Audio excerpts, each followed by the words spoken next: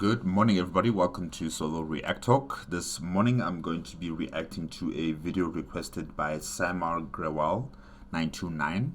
Requested that I should react to aesthetics of Far Cry 2 made on Face Full of Eyes YouTube channel. Yes.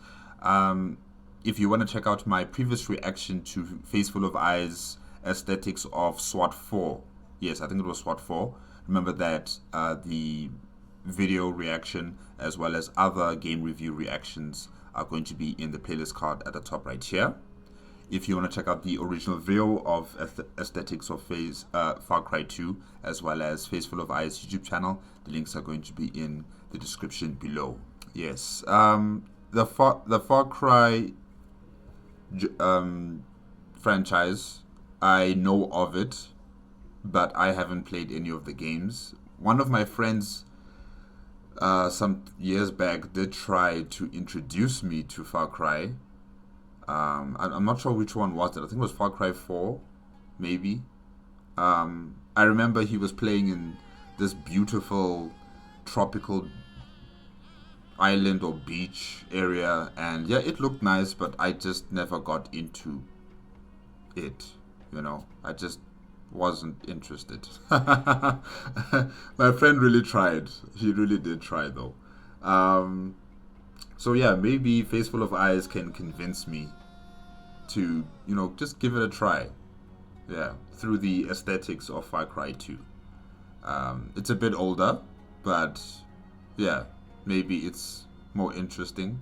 I don't know. Let's see. Yeah, let's start. 3, 2, 1, go.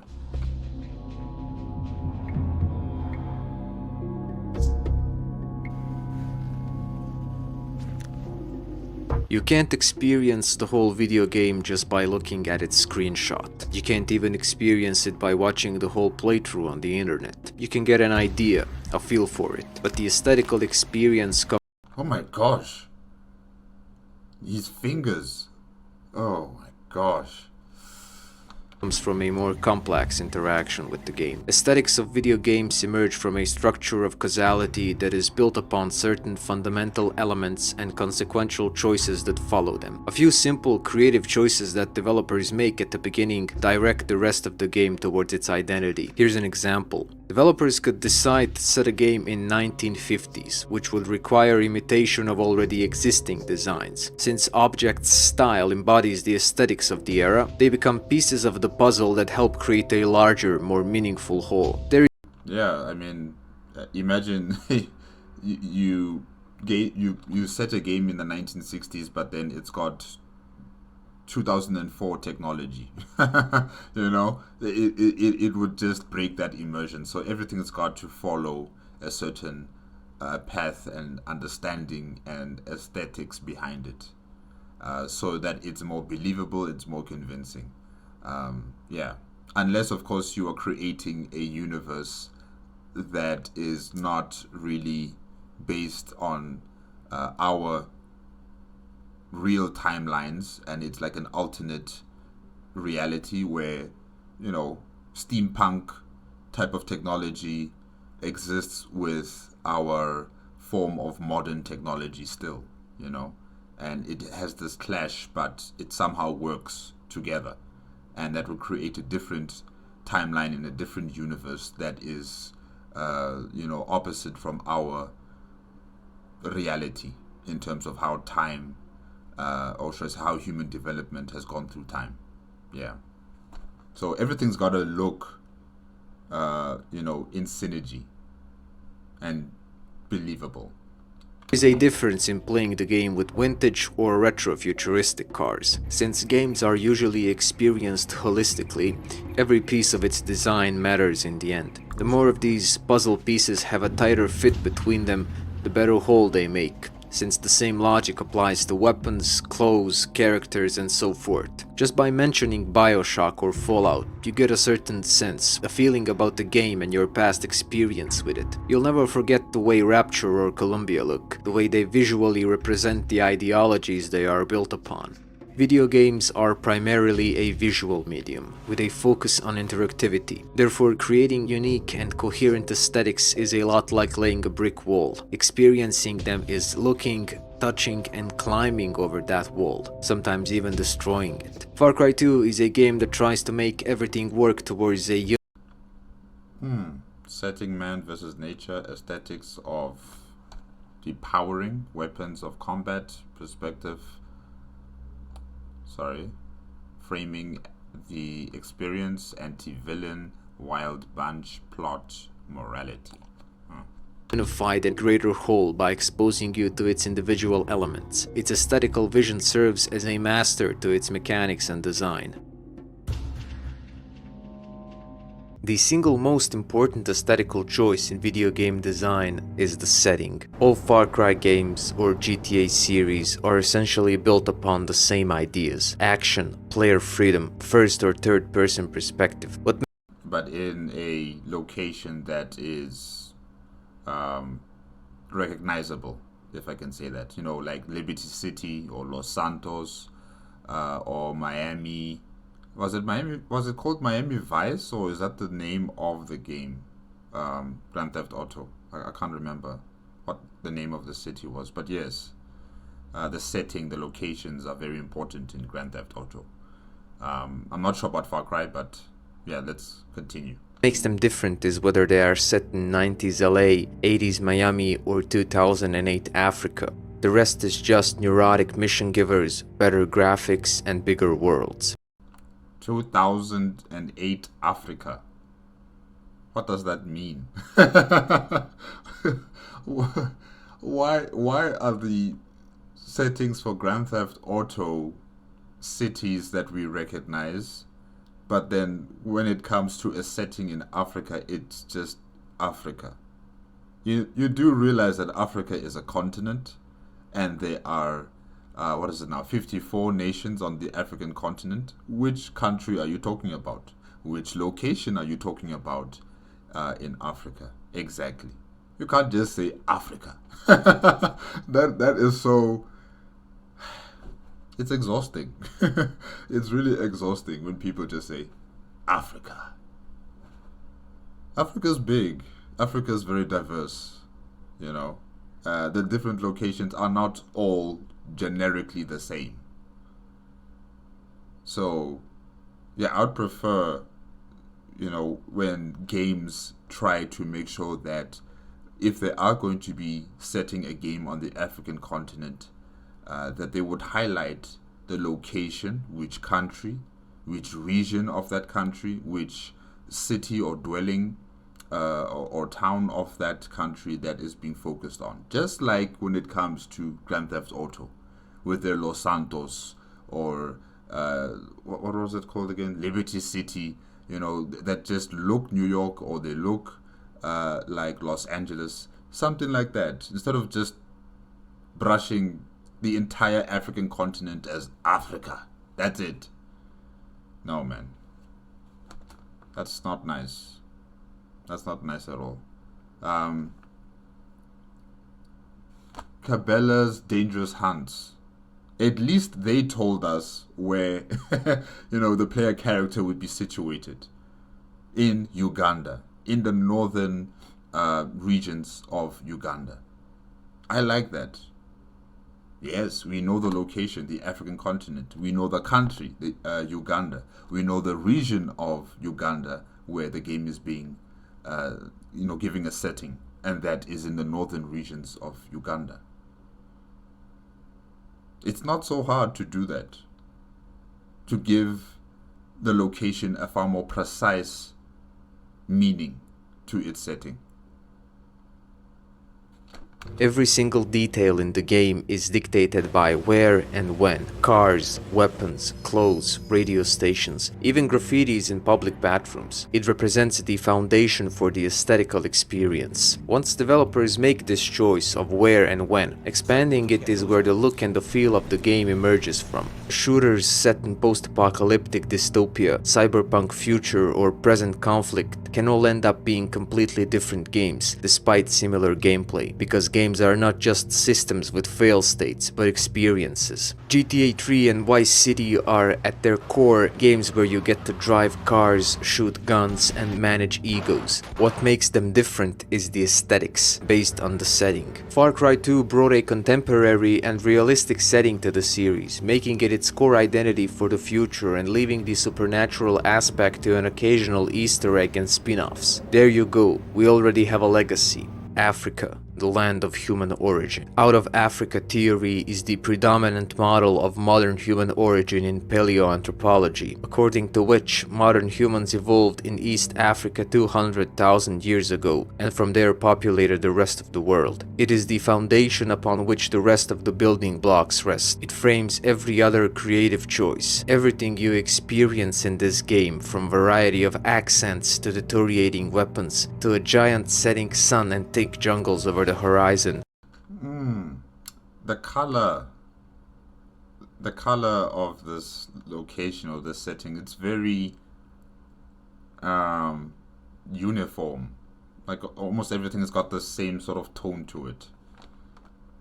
Okay. Is because of when and where of Far Cry 2. Africa is the element that ties everything else together. Alright.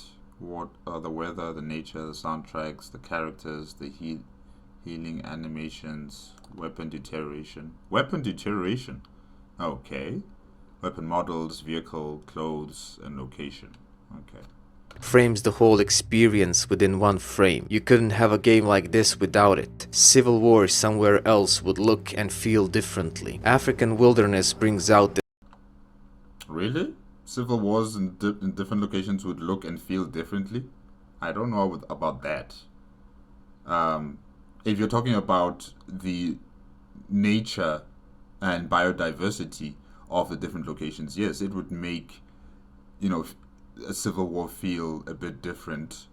But I think when it comes to the conflict itself, I don't think that would be any different in a civil war. Anyone and everybody is a target. It's chaotic. There is no law and order. There is no semblance of, any sort of civilization, because the civilization is eating itself alive. So I don't think any nation that enters into a civil war is going to be a unique type of conflict that would be different from another nation. Civil wars are just destructive. But the locations where it is occurring, yes, that might be a different experience. And since this is somewhere in Africa in 2008, yes, it would be different from if you would see a civil war in a nation in Europe, or a nation in Asia, or a nation in the Americas.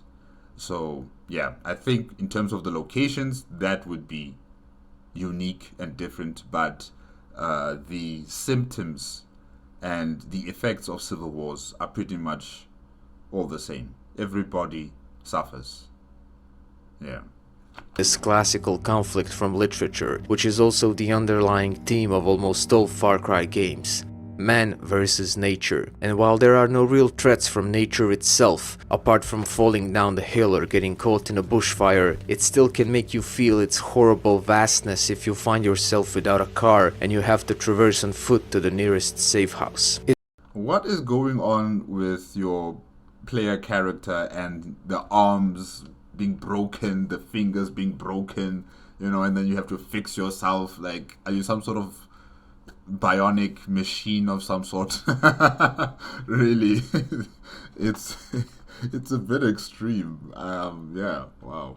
Its wilderness is used as a backdrop for a modern conflict. Apart from a barely existent plot, Far Cry 2 tells a broader story through its world. a story about human nature within the nature itself. This is an essential part of every Far Cry game. Horizon dominated by nature. From blank deserts to jungles that conceal the sun, traces of human efforts are just a tiny mark in this world, and everything is bleak and washed out so that the only truly lighted places are interiors bathed in pools of electric light, and only colors that truly stick out are red flares and blue signal smoke from your bodies. Everything else blends into the bleakness, even blood. Those interiors that are available to player are small packages of atmosphere. Removed from the outside world, they offer a moment of peace where concentric circles of light try to steal faces from the shadows, and dead animals are the only decoration. You drive a cranky boat down a narrow green river. You ride through the savannah while antelopes run away from you. You fatigue in the desert. You get your assignments from jerry-rigged towns, have shootouts in abandoned junkyards, walk through the jungle hidden from the sunlight. Just traversing through this world is an adventure. It even manifests itself on your windshield, making it dirtier as you go and shrinking your field of view. This world is thick with atmosphere of desolation and decay. Everything in Far Cry 2 is juxtaposed against that silent, all-encompassing, ever-present nature. It truly makes you feel small when you stop to soak in all that desolate space. Never deliberately hostile nor helpful, its largest effect on you is the indifference towards your presence and actions, silent and eyeless witness.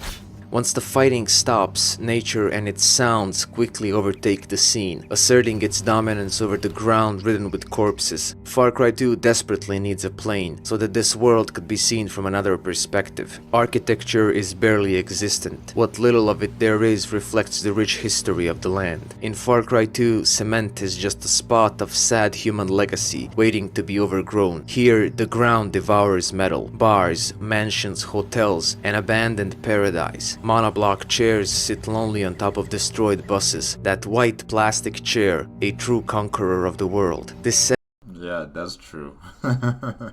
setting could easily be utilized for a Mad Max game, but Africa is far from being just a continent of poverty and conflicts or wilderness. It is a place of cultures thousands of years old. Far Cry 2 reduces all of that to unique-looking dug-on villages, some history of colonialism, and a king you get to kill. It is a In 2008? In 2008, that's all we have in Africa in this game? Yes, mud huts are still utilized. They are a very important, structure that retains heat during winter, and also, that keep cool when it's in the summer heat. Mud huts are still very important. Cultural architecture of many African communities. And then, of course, the colonial structures, yes, are also still evident in some locations. But 2008, there should be some sort of modernized buildings as well in many locations on the African continent. Around 2008, there was a lot of modernization. It wasn't just our colonial past architecture, buildings, and mud huts. Yeah, I think maybe those who researched on what a typical rural African setting looks like did not do their homework in totality. But yeah, it's a game. typical video game reductionism, but I have to say there Oh, is this a mud hut? Okay. All right. is nothing quite unique looking as those doggone villages. Where the original Far Cry borrowed from the island of Dr. Moreau, Far Cry 2 looked towards Heart of Darkness, where instead of a madman trying to control nature, nature and its horrors rule over all. Man versus nature isn't just a marketing tag here, but a mechanic that creates aesthetics through experience. Often you find yourself either in spaces so open they devour you, or on a plateau enclosed by a thick jungle, and this nature never lets you win, only survive. You can't turn such a setting into your playground. A lot of settings have been proclaimed to be a character in themselves, and Africa from Far Cry 2 definitely deserves that title. Fire is, without a doubt, a part of the setting. How a patch of black looks ominous after the fire winds down. Far Cry 2 likes to keep its characters in the dark. They are often partially in the shadow, revealing the true nature of this world that keeps its secrets and plots. Half of their face in absence of light, which conceals more than just their face. For such a chaotic game, it still offers a lot of peaceful and picturesque moments and sceneries, showing us the duality of nature's indifference through beautiful sunsets, rain in the jungle, or the desert sand under a full moon. All of it supported by a pervasive ambient score that goes deeper than skin, with sharp contrasts between calming and ominous. There is always a very strong sense of location supported by environment and its details. Oh, is that a baobab tree? Oh, that's nice. Those who can't help but steer from the main paths will find many different pieces of a larger story. Animal skulls in the desert, car wrecks, crashed planes, food being prepared in the trunks, bus skeletons, sacrificial pits, deals gone bad, trails of blood that lead to a corpse and a diamond case, piles of burning passports. This is silent storytelling, and its story is about an unforgiving world and human savagery within. Even that radio station host is a grim reference to the role radio stations had in Rwandan genocide. But the most consistent element across all environments is the sun. As if it is an all-seeing eye of a cosmic giant, it bathes everything with light. Sunset and sunrise flood the world with tints of yellow and orange. Yeah, a bit too much, I would say. It drowns out all the other colors that should also be, presented in this setting. Because really, it just makes everything seem like one color. Even the blood that splatters on the floor, everything is just seeming to be like one hazy, orangey, brownish, very subdued green color. Like, it's just everything, this one color. And I've seen this type of what should I call it? Video setting, if I can say that. I don't know the right word I'm supposed to be using, but in other TV shows that deal with foreign locations from the perspective of the United States of America. When they talk about Mexico, and they focus on Mexico City or any of the border towns of Mexico and the United States of America, the color is always this orangey, hazy type of video, and it just makes it seem as if there's only color in the United States of America. There's only different types of, brightly colored either buildings or plants or just the environment as a whole. You'd find it in the United States of America. But then when you cross the border and you head into Mexico, all of a sudden everything is this monotone, orangish, brownish color. The sun is beating on your face, and everything, it just seems drowned out by the light of the sun during 5 o'clock in the afternoon. The sun is setting, everything is a bit orange in color, and that's how it looks like every day in Mexico. So yeah, I've seen this type of notion that that games and also TV shows are pushing about other countries and other regions of the world. I also remember with the Call of Duty games when they also focused on African theaters of war. I can't remember which country they were depicting specifically in the game, but everything there was also this very monotone or uniform color, in terms of the environment. I think it was Black Ops, maybe 1 or 2, I can't remember. Call of Duty Black Ops.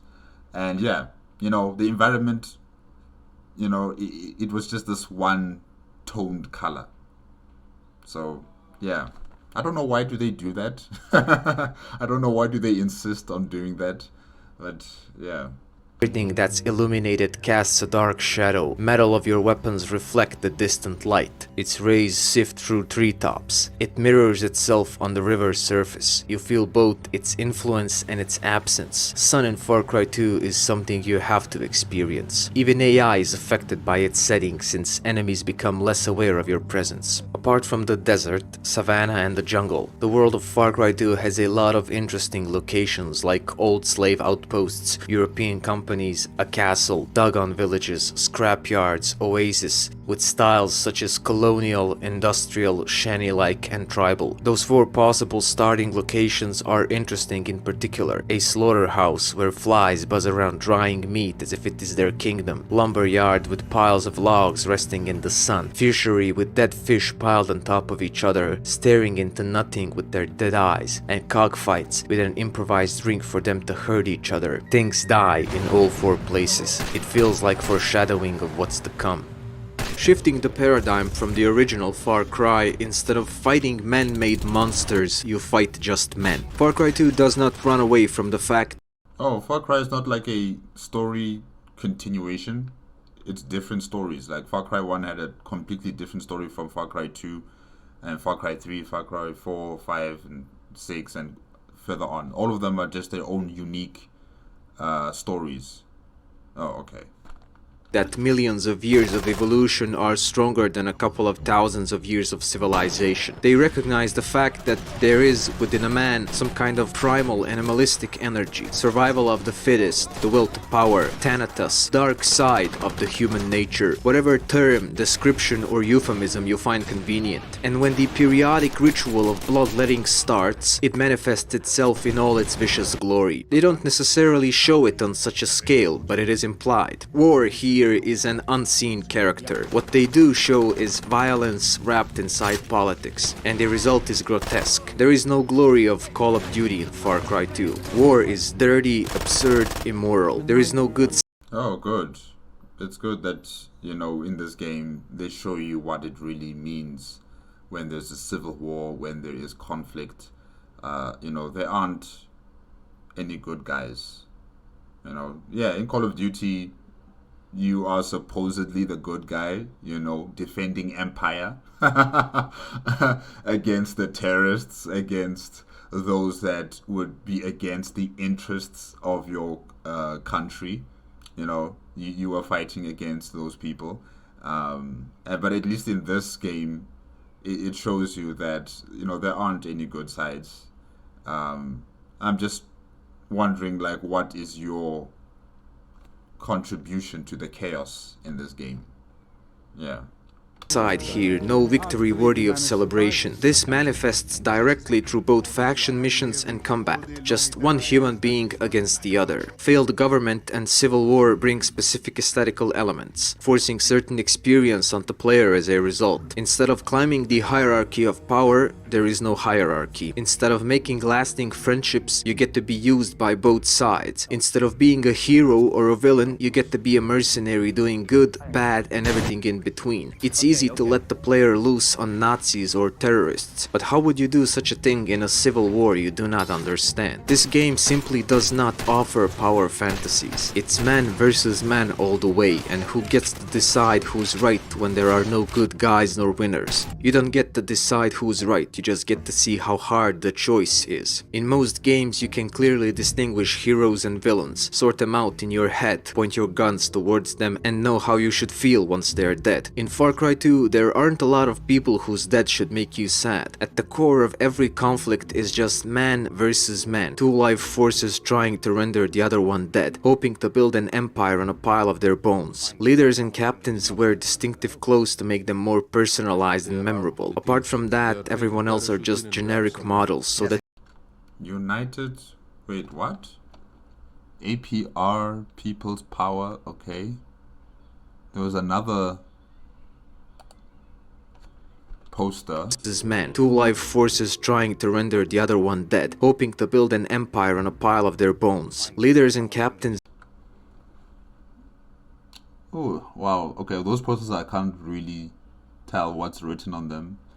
They're just in the dark there. Wear distinctive clothes to make them more personalized and memorable. Apart United Front Liberation Labor.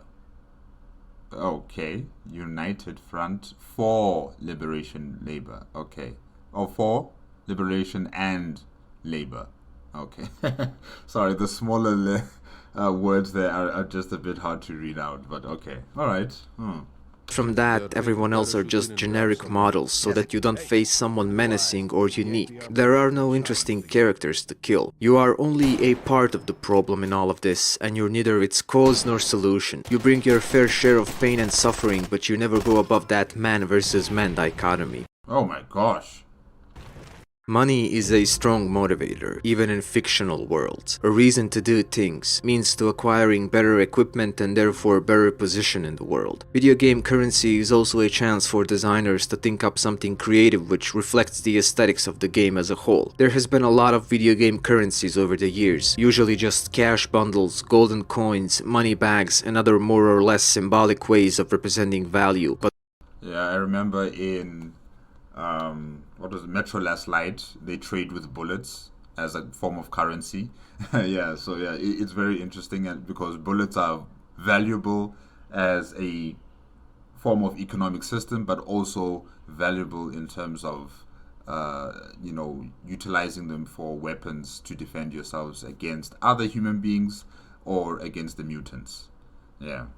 rarely they are so distinctive and expressive as blood diamonds from Far Cry 2. They are an example Blood diamonds. Okay, interesting. of a direct consequence of the game's setting and tell a story about its world. Approximately 49% of all diamonds originate from Central or Southern Africa. Some of the mines are controlled by paramilitary groups who finance their causes through diamond trade. These are known as blood diamonds. They even became a subject of an international controversy back in 2003. Surely it is not okay for Europeans to wear conflict diamonds on their fingers or around their necks and finance massacres across the seas. Yeah. If I remember correctly, there are some countries, for example, like Sierra Leone. They've had militias controlling, many of these types of mine deposits or diamond mine deposits, and utilize, children and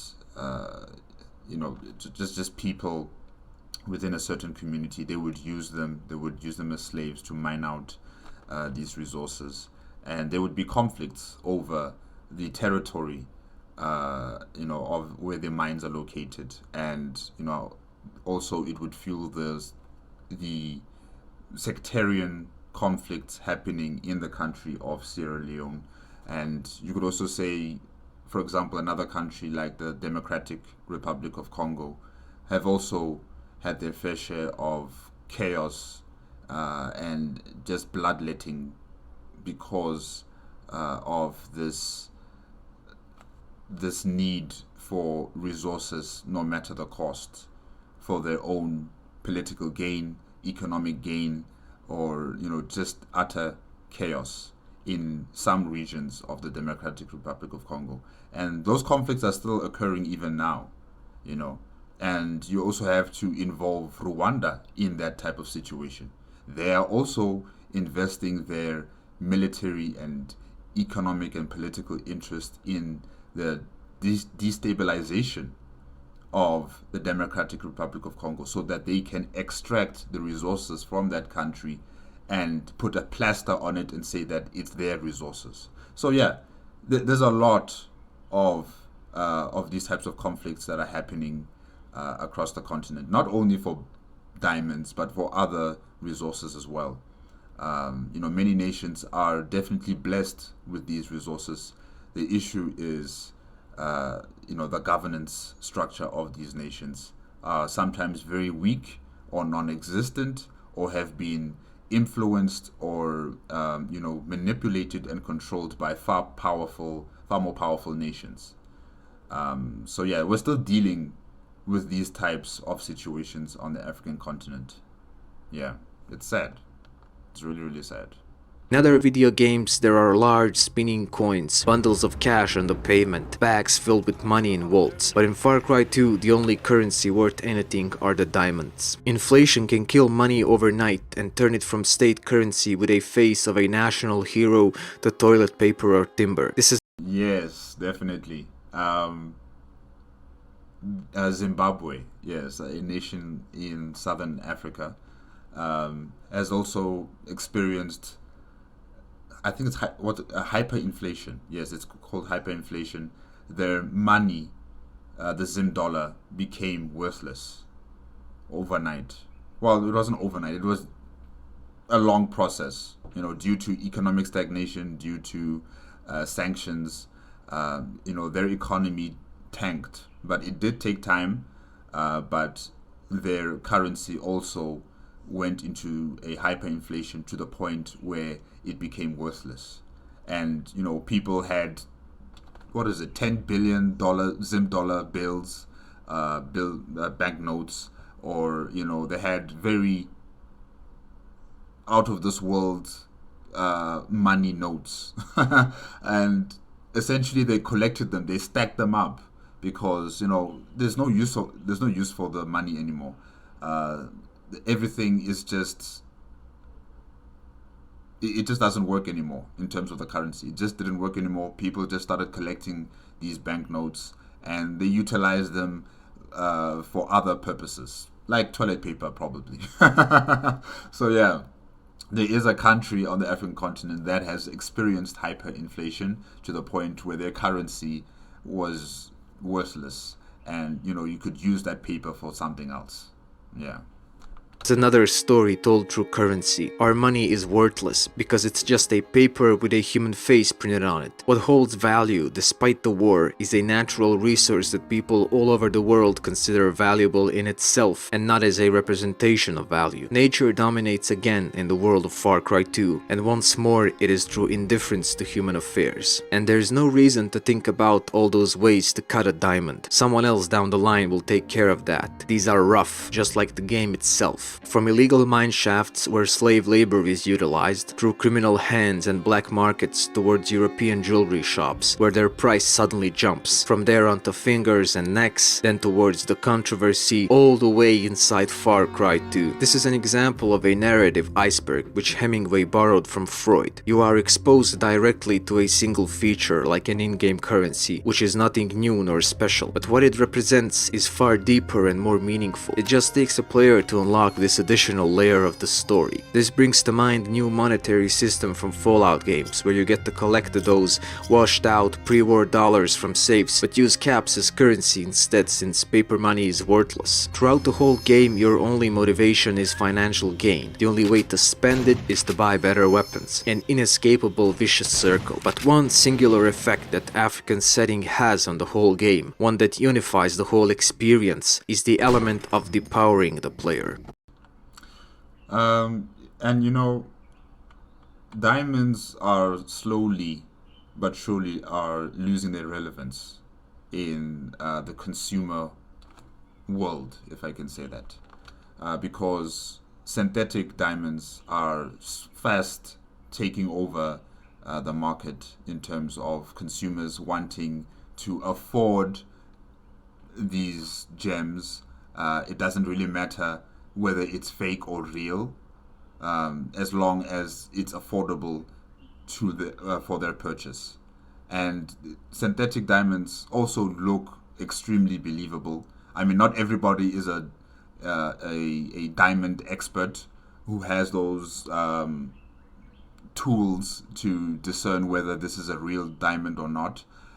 So yeah, it's just meant for people to believe, yeah, I've got diamonds. It doesn't matter how it was acquired, as long as I've got it as a wedding ring or as jewelry on my body to display. Synthetic diamonds are taking over that market. It's far more available, far more readily available, far more affordable compared to the real thing. So the diamond market as we know it is slowly turning into irrelevancy. For instance, the country of Botswana, north of South Africa, they are experiencing some economic challenges because of synthetic diamonds. Their economy has been built up on their diamond mining, facilities and business and extracting of diamonds. Their country has been built up on it. And now, with the advent of synthetic diamonds flooding the market, and people choosing synthetic diamonds because of their affordability, countries like Botswana are suffering economically, where even mining companies have decided that they're going to pack up shop in the country and they're going to leave because there is not enough money generated from this type of mining that would sustain their business in the long run. So yeah, blood diamonds, whether it is still going to be a fixture on the African continent, is going to lose its relevancy over time with the introduction of synthetic diamonds. Yeah, interesting. In Far Cry 2, you are constantly reminded of your position within the world. One of the first consequences of game being set in Africa, one that caused a lot of controversy and isn't about to be implemented as mechanics anytime soon, is malaria. You get inside a country with a simple order, kill the jackal, but it's not about to go down that way. Even though Oh, you were given an order to kill someone? So you're not just a mercenary just dropped into this civil war torn country in Africa. Okay. So you're an agent. Oh. a lot of players deemed it a bad design choice. The fact that you suffer from malaria adds a lot to the game, and that man versus nature conflict. You are not the lord. This is different. This is very different. I don't think I've actually seen anything like this in any other game, where you would be affected with malaria and you'd have to take pills, to help yourself, to cure yourself of this, to cure yourself of malaria, and continue on your work or your jobs, in this location.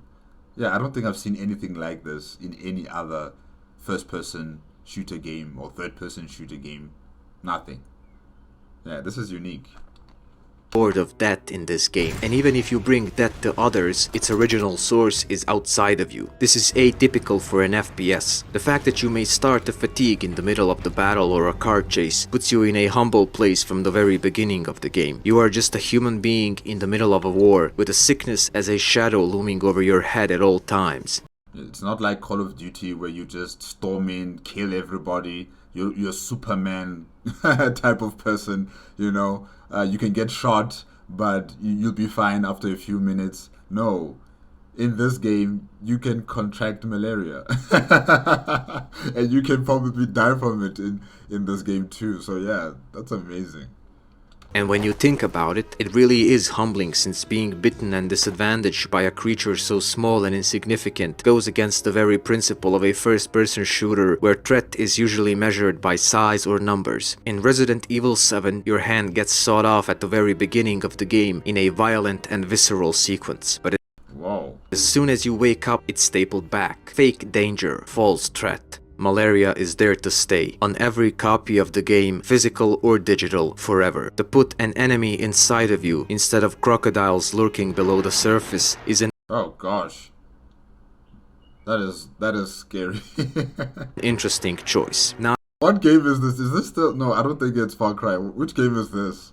My gosh. not as dense nor dynamic as this, but interesting, because it tries to fill this shallow 3D model, if not with personality, then with the illusion of life and its fragility. To put this ever-present inconvenience over the player's head without the possibility to cure it for good is a bold choice on the part of the developers. Perhaps bad, but bold. It is safe to say that we won't see it anytime soon in Far Cry series or any other series, but that is precisely what gives Far Cry 2 this classical aura, with look, feel, and features that have been extinct within video game industry for some time now. There is no doubt that the game would benefit greatly from the inclusion of crocodiles, poisonous snakes, lions, and other deadly animals that became a significant and signature part of later Far Cry games. But malaria was enough. Having to hunt in order to get crafting materials would have been too much of a hassle. Malaria is perhaps a bad mechanic, but it certainly creates a Cthulhu-like aesthetics, where there is an invisible enemy you have no real control of looming over your in-game existence. In first-person shooters, there is always a gun between you and everything else. Muzzle is the first thing you offer to the world, and you are destined to look at everything over its silhouette. It dominates your frame and is often an extension of both the avatar and player's will. Its sights are a tip of your perspective, driving you forward, pulling you in. It is an element often taken for granted, a means to an end, but it's not just an object through which you manifest your domination. It can become an aesthetical element. If dozens upon dozens of shooters utilize variety of firearms, and only a handful of them have durability systems, it must be that the developers have something to say with such a design choice. There has to be a reason they've worked to develop this inconvenience for the player, apart from a mechanic. I mean, this is very unique. The fact that the durability of the weapons in the game are also put in as an important factor that you have to worry about. Not only malaria, but also the weapons you're using, have a time limit, if I can say that. How many times you can use them. So what happens? Does the gun just jam? Or does it explode in your hands? And, after you've lost a weapon, can you use your fists? Can you fight, in close quarter combat in some sort of way? Or you take out a knife? I'm just wondering about that. But yeah, this is interesting. This is very, very interesting. Mechanic that challenges players' skill and ability to manage and survive. I believe one of the core reasons for this is to fit a specific aesthetic of the game. Call of Juarez does it because it is an epic adventure that wants to show us the brutality of the Old West. Fallout does it because it fits its post-apocalyptic setting. What the hell is that thing? Oh my gosh. Guys, I haven't played what's the game called again? Fallout 3.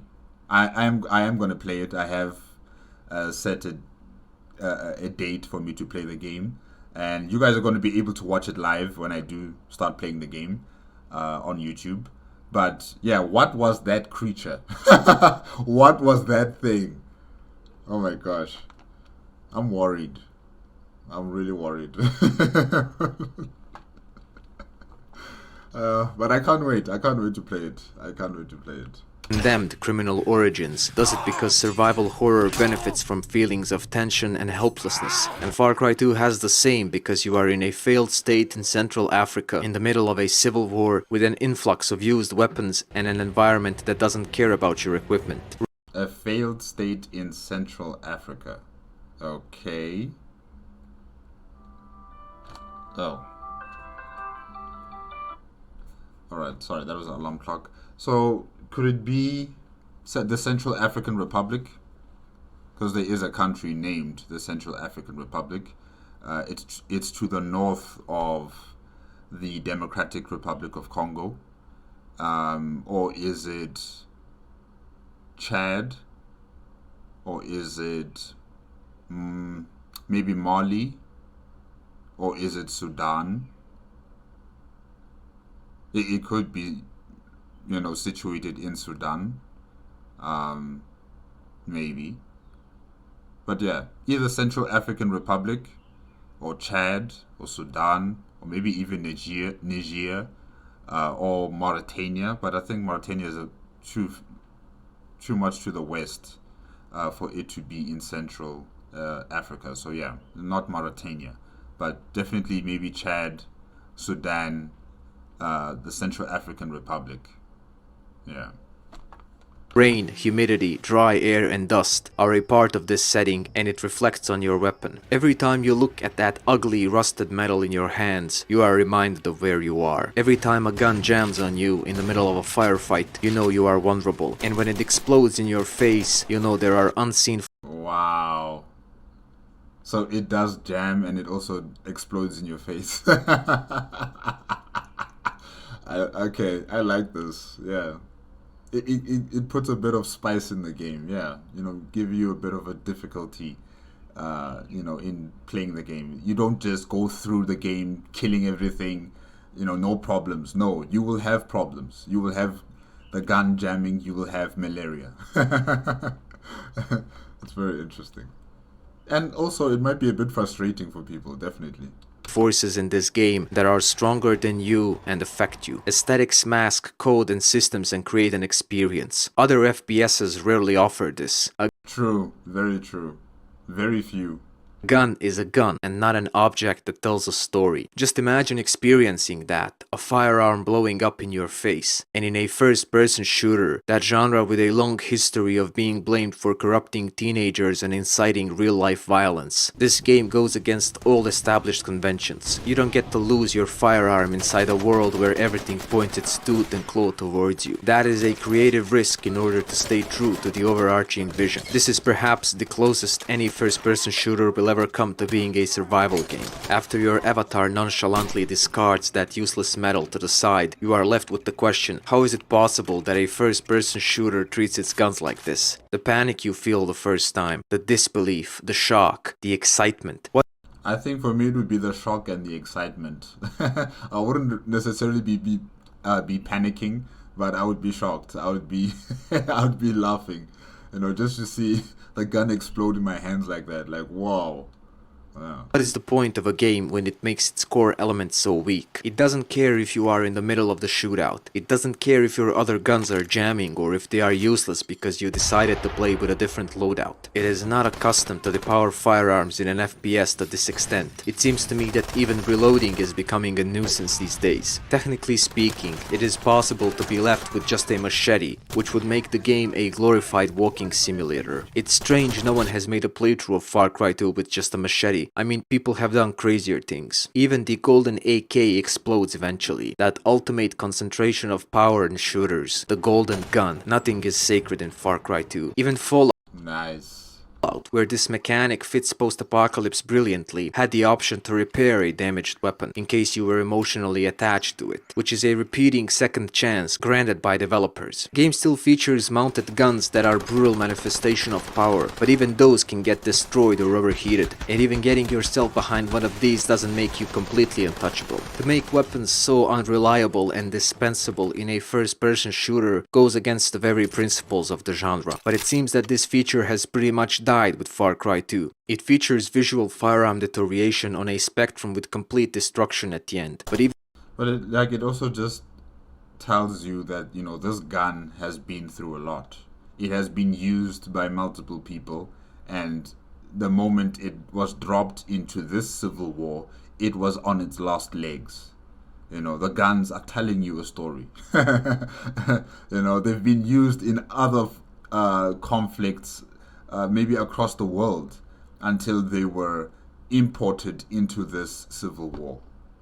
And they are worn out, they are rusted, they are dusty. Even the reliable AK-47 has reached its limit in your hands, and it's about to die. So yeah, it is a unique addition or mechanic into this game where your guns have durability, and once that durability has run out, there will be an animation where it explodes in your face or it just jams, and that's it. You gotta make a plan. You gotta get another gun somehow, or you gotta use a machete, or you gotta use your fists. Well, I don't know about using your fist. I'm not sure. I haven't seen, like close quarter combat with fists. I've seen the machete, but not fighting with the fists. So yeah, this is unique. This is very unique.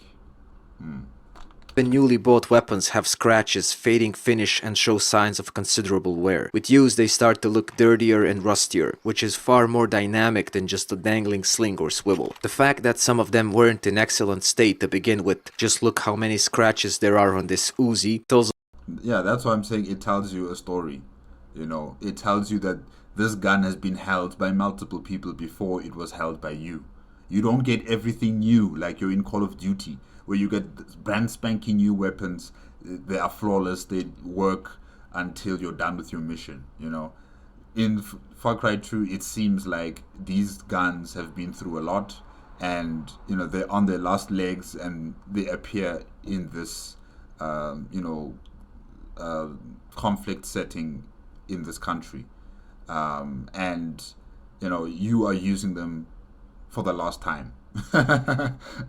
This is where they come to die. This is where they come to die.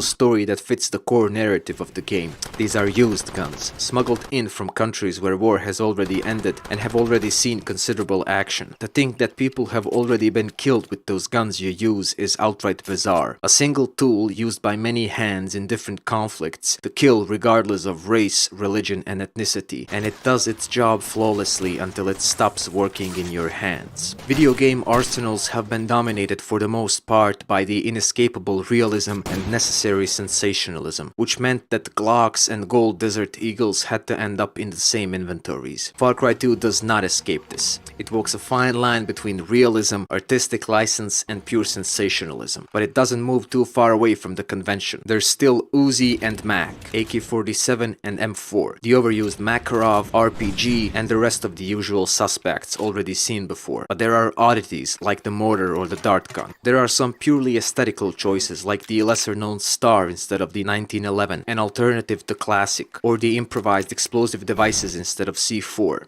Star looks like a poor man's 1911, copy of a tested and proven design, making an appearance in only one more game. IEDs look cool with all the detail, the duct Wow. tape, batteries, cell phone and exposed wires. They also embody that spirit of insurgency mentality. An AK has to make an appearance, and in African setting makes more sense than it does in most games. Its recognizable silhouette follows civil wars, uprisings and paramilitary groups all over the globe, giving power to tyrants then taking it away from them. Ruben calls the AK-47 in one of his blogs the diplomacy of this destitute country. Tranquilizer rifle is also a rare sight, putting everyone into deep sleep with just one shot. Machete is a purely cosmetic item, and it does look the part. It is old, used and abused, with rusty metal and chipped edges. Wait, does it also break?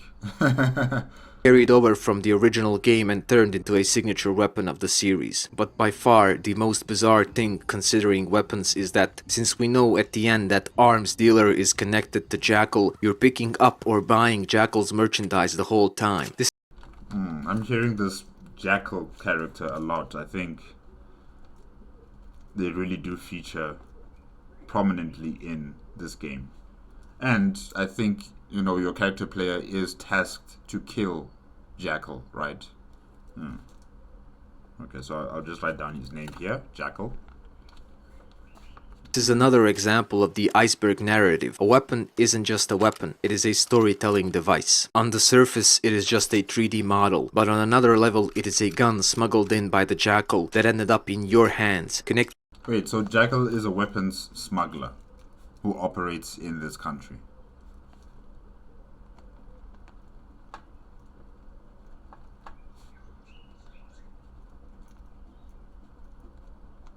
Alright. you to the story. It is a foreigner, just like your character. These surplus weapons, remains of our wars that didn't end up in museums or private collections or got destroyed, found their way into Africa and are fueling conflict there. They aren't just tools, they tell stories. One war thriving on the carcass of another. Bought and sold repeatedly. They're not biodegradable. Only the dead are biodegradable. The game is set in 2008. That dark Antenna digital dinosaur antique. Oh, okay. Cell phone. age of human history before you could turn yourself into a dog with your phone. The very frame of the word smartphone was a lot smaller at the time. If you want to find out your exact location, you have to dual wield an in-game map and GPS device, since there's no mini-map. In-game map is just a bundle of papers with your current location on top. GPS is a ruggedized handheld device designed to operate in extreme environments. Yeah, you know, I'm just going to go with the flow. I'm not going to use the map and the GPS. Oh gosh, no.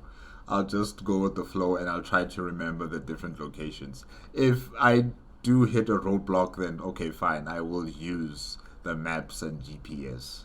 But yeah, that looks like a lot of work. And you know that multi-tool you use to rip lead out of your flesh during what's Oh my gosh.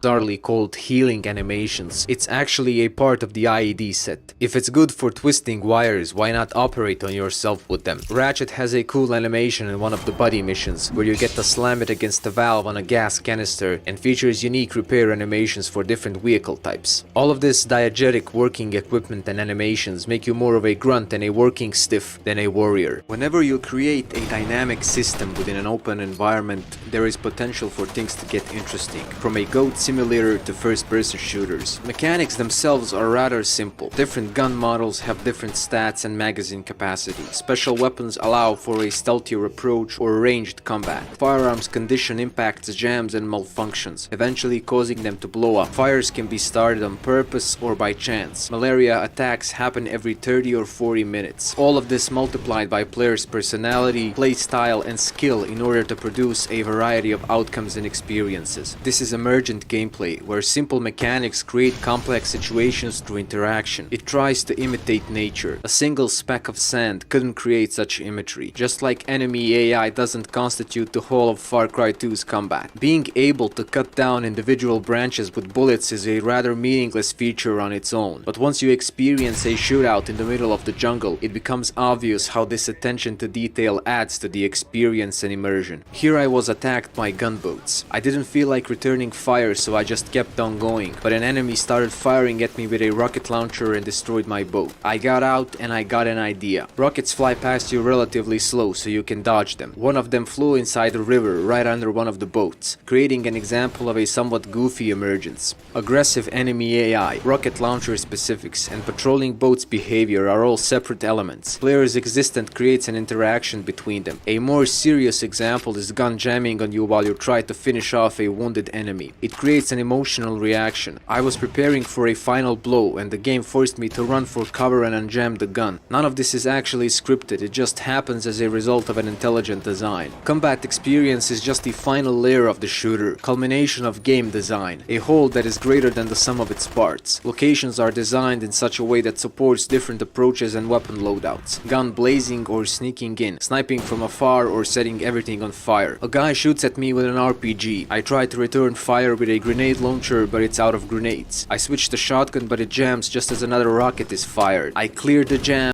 Like there's stories upon stories within how you play this game. You know, it's not just this simple forward linear experience. Like, for example, Call of Duty.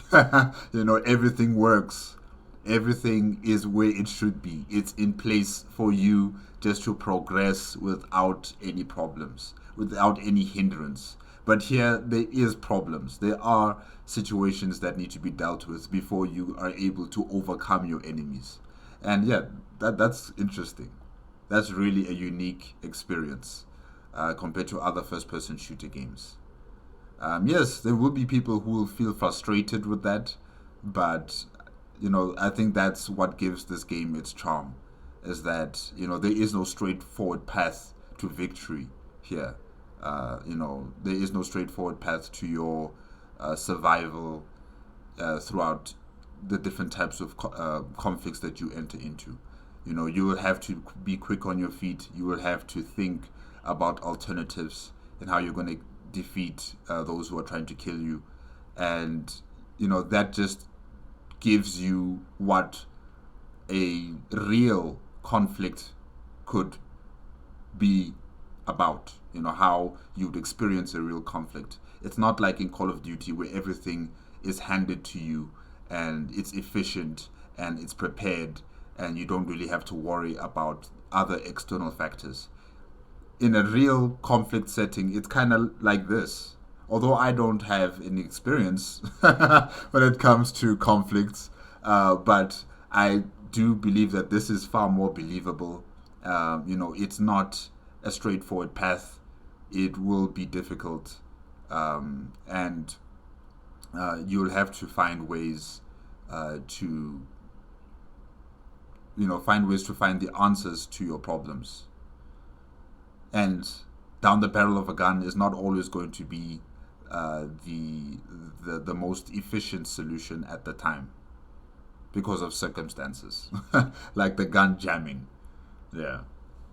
Shoot and miss, but it was my last bullet and so I have to reload. This was unpredictable since you can't always have the newest guns. I can't stress enough how tense and exciting this situation was for me. Fire propagation system is a great example of a possible complexity. It interacts with your equipment, environment and weather. It can be started deliberately or by chance, with a flamethrower, a flare gun, molotovs, grenades, a mortar and rocket launchers. Carl Gustav also has a sneaky backblast you need to watch out for depending on where you are. Then there's ammunition caches that can cause real fireworks. There are gas canisters, Wow.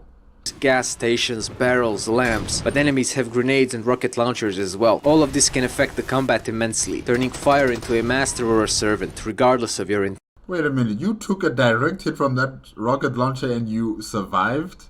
That should have killed you on the spot, but okay. Intentions. Large fires change enemy behavior, taking their focus off of you, but it can very well end up working against the player as well. It also changes the environment greatly, from dry to scorched, and it doesn't work as well in the jungle or near water. Once it starts to devour a dry patch of land, destroying without favor or prejudice, the depth of this web of interactions becomes obvious. A fire isn't just a fire, it is an enemy that attacks everyone, and it has no flag nor ideology.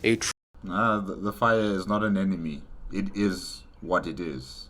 It's its purpose. It exists for its reason to be this way.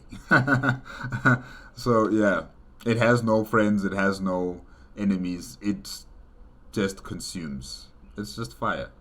Truly terrifying mechanic with indifference as its greatest strength, and this is just a single system. I like that. I really do like that. Yeah, that's cool.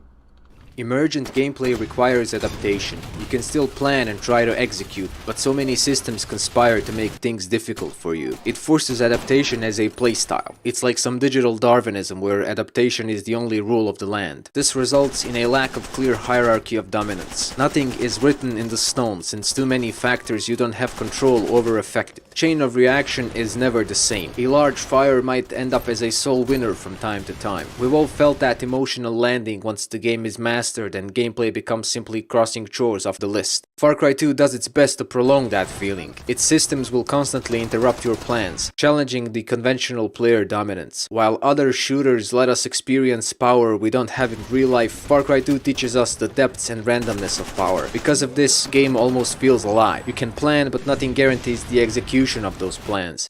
I like that. I like that.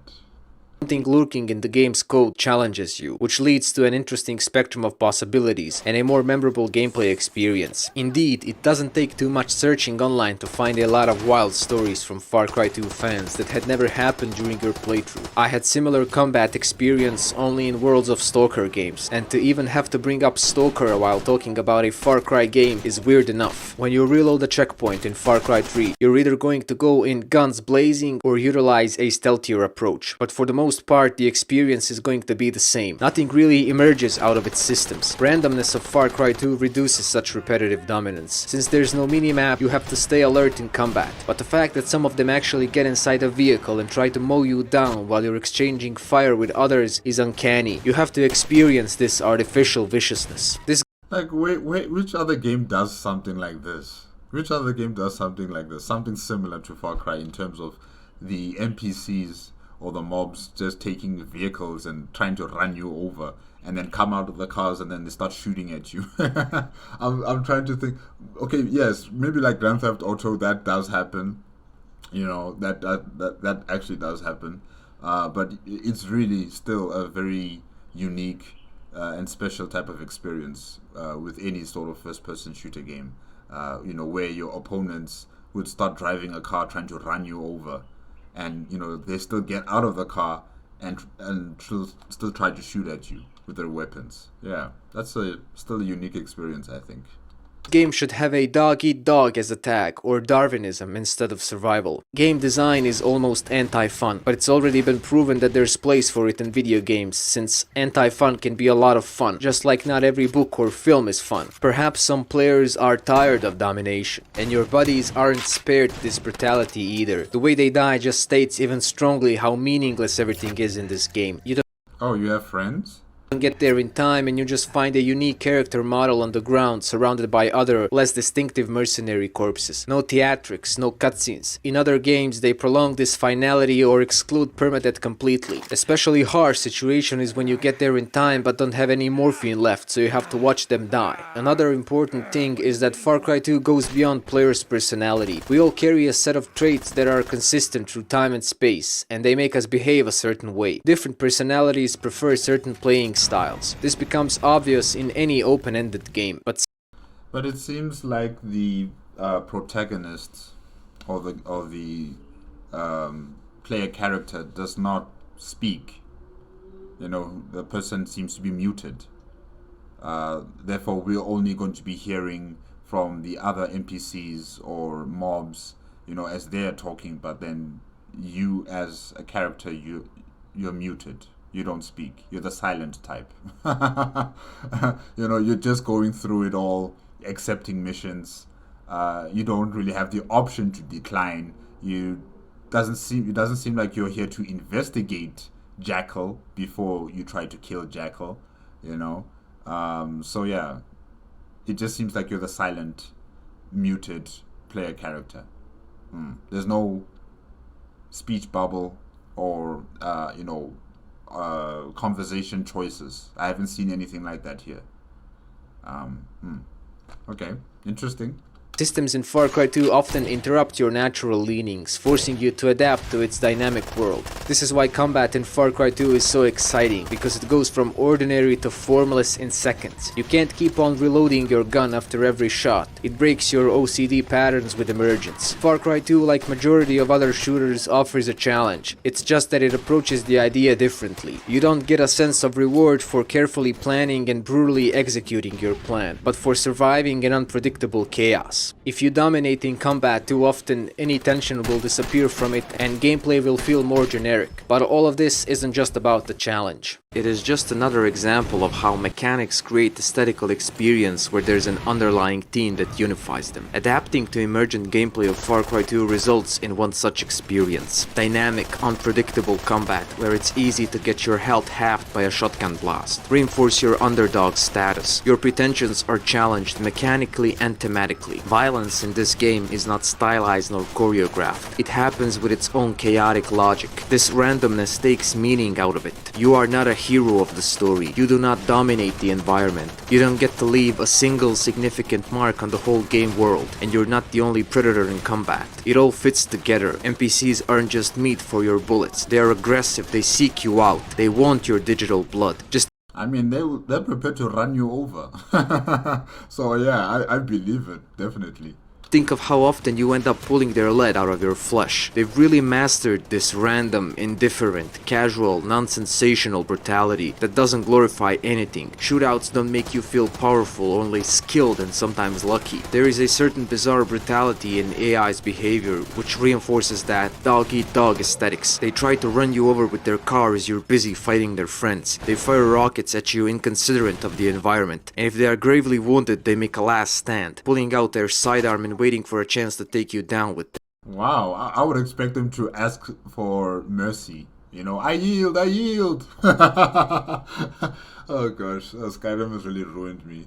Yeah, there was some, fights in Skyrim where my opponents would also be collapsing on the floor, and then, they wouldn't try to fight until their death. No, they would beg for mercy. They would beg you not to kill them.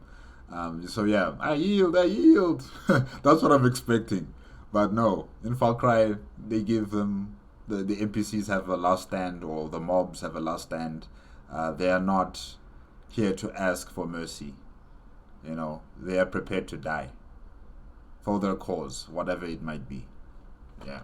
They try to surround you, they drag wounded soldiers to safety, they don't give up. It takes time and bullets to make sure that they are not coming back. Their behavior forces you to adapt. You as well narrowly await death when saved by your buddy. Dying has layers in this game. That last stand is particularly bizarre, implying not just life and determination, but malevolence, rarely exhibited by NPCs. All of its individual and simple mechanics constitute a system that offers a variety of outcomes once the player starts to interact with it. But all of this this is built under higher concepts and themes such as man versus nature. It's not just that systems interact brilliantly with each other, they reinforce the overall aesthetics of the game. There's no experience points popping up on the left side of the screen, reinforcing your sense of superiority. Instead of experience points, Far Cry 2 features a reputation system, a non-intrusive diegetic way to showcase your progress. When enemy reactions go from this to this, Oh, so the higher your reputation, the more fearful or scary you are to, you know, people within this setting. Yeah. Oh, okay. Interesting. changes in your status become obvious, but this is most effective in combat, where they go from mocking you to fearing you and pleading for their lives. Apart from reinforcing your underdog status, combat is aesthetical in itself. It becomes a cacophony of sounds with screams and yells in different languages and accents, loud and punchy gunshots, bullets ricocheting off of different surfaces, enemies reacting to being shot, burst shotgun shells ejected from the chamber. There's even a ricochet if you hit enemy's weapon while they're falling to the ground. Wow. Ricochet on the gun as you're shooting at... Wow, okay, that is some detailed work right there. That is really some good detailed work here. Yeah, clearly you can see that the people who made the game were enjoying their job. They were enjoying their passion, making a game that everybody can experience in a different way compared to other first-person shooter games. Yeah, they really put their time and effort in making sure that this game would be unique in its experience as a player who would be playing this game, you know. So yeah, that's good.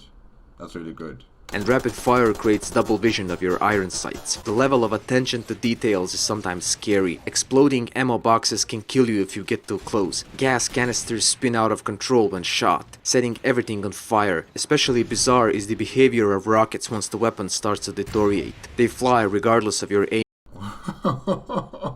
If you shoot an enemy while he's about to fire at you from an RPG, his aim is interrupted and the rocket hits something else. The rocket launcher could actually be utilized as a mortar if an enemy is hidden behind an indestructible object, since the rocket doesn't just disappear into the air. Soundtrack is more grounded, natural, organic. It simply follows your gameplay, rarely stimulating it. It's less aggressive than what came after, but still very well present and felt. It's never bigger than combat itself, which contradicts the exploding beats that often follow shooters in their fast-paced combat. It features an unconventional set of instruments for an FPS, trying to catch a piece of Africa that is around you in its rhythm. It's authentic and vibrant in its depiction of desolation and death. It fits the game really well and doesn't have a life of its own. Just listen to this.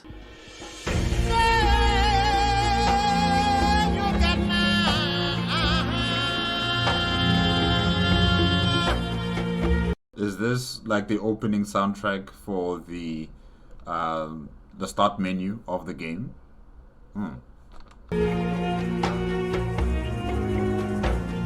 And then remember, you are in a first-person shooter. They've tried to incorporate checkpoints as the integral part of the game through Ruben's blog and that introduction sequence in the cap. But no matter how hardcore you are, they are indefensible. That is the line between a fair difficulty and bad design. I can understand that AI does not want to die, but the speed with which they repopulate the checkpoint is ridiculous. It could have been handled better in a simple manner. Just put a couple of guys inspecting corpses and commenting on the carnage according to your reputation level. It's easier to swallow and it doesn't insult intelligence while offering a smaller challenge. Apart from deteriorating weapons and malaria, another thing that truly prevents you from conquering this world are precisely those checkpoints, which restrict your movement, forcing you to mind their presence whenever you are on the road. Combat is the single most expressive element of Far Cry 2. It carries forward its themes better than the story itself and lets you interact with them. It conveys a certain feeling about the world of Far Cry 2. A lot of praise and criticism of Far Cry 2 was because of its realism, but there is an important distinction to realism. I don't know if you can consider this in any form of it real. I think it's like exaggerated real. You know, it's really exaggerated. Yeah. But be made here. Realism is when you do everything to match the reality as it is. Pseudo-realism is when you present... Yes, I could say that this is pseudo-realism. this game. Yeah. It has real elements to it, but then it's also exaggerated. Yeah. An altered view of reality as being real. In Far Cry 2, healing animations are exaggerated. Wounds have no real consequences. You don't limp after pulling a rod out of your body, nor have to shoot with only one hand. And you don't get infected. You know? You have so many wounds on your body. You're pulling things out with tools that have not been disinfected. You have malaria every single day, you know, every 40 minutes or so. so yeah, it's really exaggerated to the point where this is just it's just for entertainment's sake. It's for entertainment factor, you know, to see all of these very unique experiences that your character player is going through. It's very exaggerated. Yeah. And guns don't deteriorate that fast in real life. You can't fix a car engine by... And it seems like the deterioration, you know, happens to your character player more than to the mobs that you're fighting against. I'm assuming, yes, the mobs also suffer through weapons that are deteriorating as well. So yeah, it seems to be affecting you more than the mobs. And that's also an exaggeration. Yeah. Tightening up a bolt. Firearm mechanics aren't always depicted correctly. Drinking lots of water is good, but it doesn't patch up gunshot wounds. True. Navigating by map would be a lot harder and many more. Far Cry 2 does not depict real life, it distorts it. An average player only needs the implication of realism to know what the game is about. Can you kill dozens of police officers with a rocket launcher, or do you have to actually try in order to stay alive? Still, compared to other games, it definitely seems closer to real life in a lot of aspects, but it's far from realism. There isn't a mini game where you field strip your weapon and apply oil by pressing E. Far Cry 2 is actually unrealistic. It gamifies reality but presents it as realism. They've definitely wanted this game to be perceived as realistic. They just didn't use realism to achieve it. Realistic shooter would be almost impossible to play. Pseudo-realism only implies realism, while still remaining a video game with its own rules that constitute a unique in-game reality. I mean, if this game was real, like based on real physics and real, you know, the real world, you'd be dead. You would be dead. On the first day, you'd be dead. There would be no tool that's just going to take out the bullet and you'll be fine. No. It doesn't just happen like that. Here is just an inspiration and a somewhat loose framework. These mechanics are rudimentary representations of real life, pushed through a video game filter in order to create a specific aesthetical experience. They are the final layer of the game, which tries to mask all the code below. This is why it is more of an aesthetical element than actual gameplay mechanic. There's no real depth to it. It uses bits and pieces of twisted reality within a larger conceptual frame to fake the experience. When you pull a piece of lead out of your flesh, it does not affect you beyond the shock conveyed through animations and the fact that you had to stop and perform the action in the middle of the fight. Hardcore survival games go a few layers deeper than that, with food and water, stamina and so on. They've used artistic license to create a sense of an unforgiving world, but these simple mechanics could be considered realism only within Far Cry 2 itself, but it depowers the player, which is the ultimate goal. Aesthetics of a hostile and indifferent world are supported by guns exploding in your face, lead being pulled out of your body, wounded soldiers making their last stand, doing morally questionable things with no one to judge you but yourself. But another element unifies the whole experience to an even greater extent. Your gaming experience is already framed by the edges of your screen and other hardware such as keyboard or a controller. It is also framed by your personality, taste and perception. Colorblind players have different experiences, for example. Game itself offers additional layers, perspective, setting, genre, all set very specific boundaries. But by far the most interesting frame of experience in Far Cry 2 is player character and its avatar. Oh, so you select your character. Okay. But basically, the character is still a mercenary, or a hired gun to kill Jackal. Okay.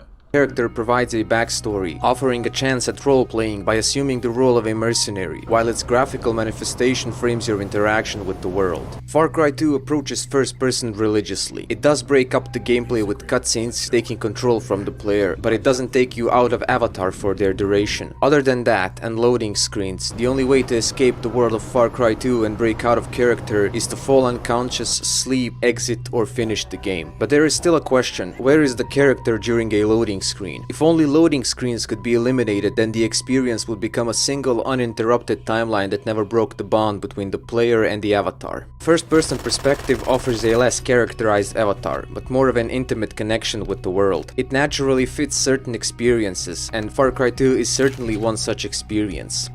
It seems to me that, in this first-person shooter perspective with Far Cry, you are more connected to this world through your character by visualizing the hands, by visualizing the legs, where the bullets or cuts of glass or anything that you're using in your hands. That's how you connect with this world.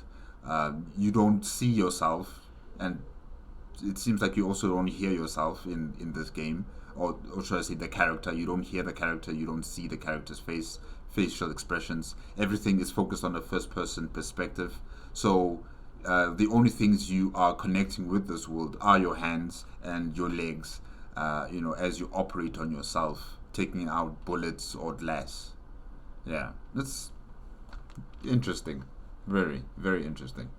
With third person, there is a much thicker line between the player and the avatar. The exact same game through a third person perspective would be a radically different experience. If you want to depower the player, give them deteriorating guns. If you want to immerse them into their depowered state, put them in first person. In most first person shooters, your gun is always pointed towards the world, which makes it all the more humiliating to see it lowered in submission once you enter a ceasefire zone. Interaction with guards can get tense precisely because of this. They insult, stare, and push you away. Such intensity wouldn't be present in a third-person shooter. In order to experience the horrors of its themes, Far Cry 2 had to trap you inside a first-person perspective. From player's viewpoint, pulling a piece of lead out of Avatar's hand is never going to be as shocking and close as it is from a first-person. Avatar's That's true. That's true. From a third-person perspective, you can just zoom out, and then your character will just do that animation. You don't have to see it. You don't have to see it. But because it's in a first-person perspective, you're stuck like this. You have to see your hands. You have to see your legs. There's no way of you zooming out of it. Yeah. eyes become your doorway into the game. Story this visceral, absurd and brutal should be firmly placed in a first-person perspective. You don't get to go out of this skin and all that it does in this world until the end. It unifies the whole experience. In cutscene-heavy games, you are a character in one point and just a camera in the next, looking at yourself. True. Perspective without 3D flesh or texture. But there are many games that never take you out of first-person perspective. Half-Life and BioShock being the classical examples. Where Far Cry 2 distincts itself is the physicality of its perspective. The amount of digital flesh and heaviness added to the avatar through animations and interaction. And all of this... Oh, definitely. Because I don't remember any part of Half-Life where I've played where you get to see an animation of, Dr. Freeman having to rearrange his fingers, or try to, fix his body that has been assaulted by any of the Zen creatures. You don't see any of that. But in this game, they want to show you these processes, of you healing yourself. So yeah, it's very unique, very different. Definitely. Through a set of hands. And what a set of hands they are. You can see your character's chest and legs, but the avatar is basically embodied in those hands. Apart from the gun, your strongest interaction with the world of Far Cry 2 is going to be through those hands. They become the extensions of players' will. Yes, exactly. There are 9 sets of hands for you to choose from. Since character backstories are so scarce, I often feel like I'm choosing hands specifically. Do I want a tattoo or a bracelet? Choose carefully, you'll be looking at it for the rest of the game. From killing to healing, from answering a phone to opening a door. Apart from shooting the gun, hands are the most expressive manifestation of your strong silent character and its avatar. In a typical FPS, you are the gun with a perspective mounted behind its stock. In Far Cry 2, you are a set of hands. This is barely an exaggeration. Too often in first-person shooters, your interaction with the world is reduced to pressing a button without actual contact between the avatar and object. True, true. There is no physicality behind it. This Like, I can just remember from many of the FPS games I've played, like, for instance, Resistance 2. You know, when you try to activate an alien device, of course there's that icon saying press E. And you don't see your character, Nathan Hale, you know, letting go of his gun and pressing the button. No, it just lights up. You know, it just lights up and it's activated.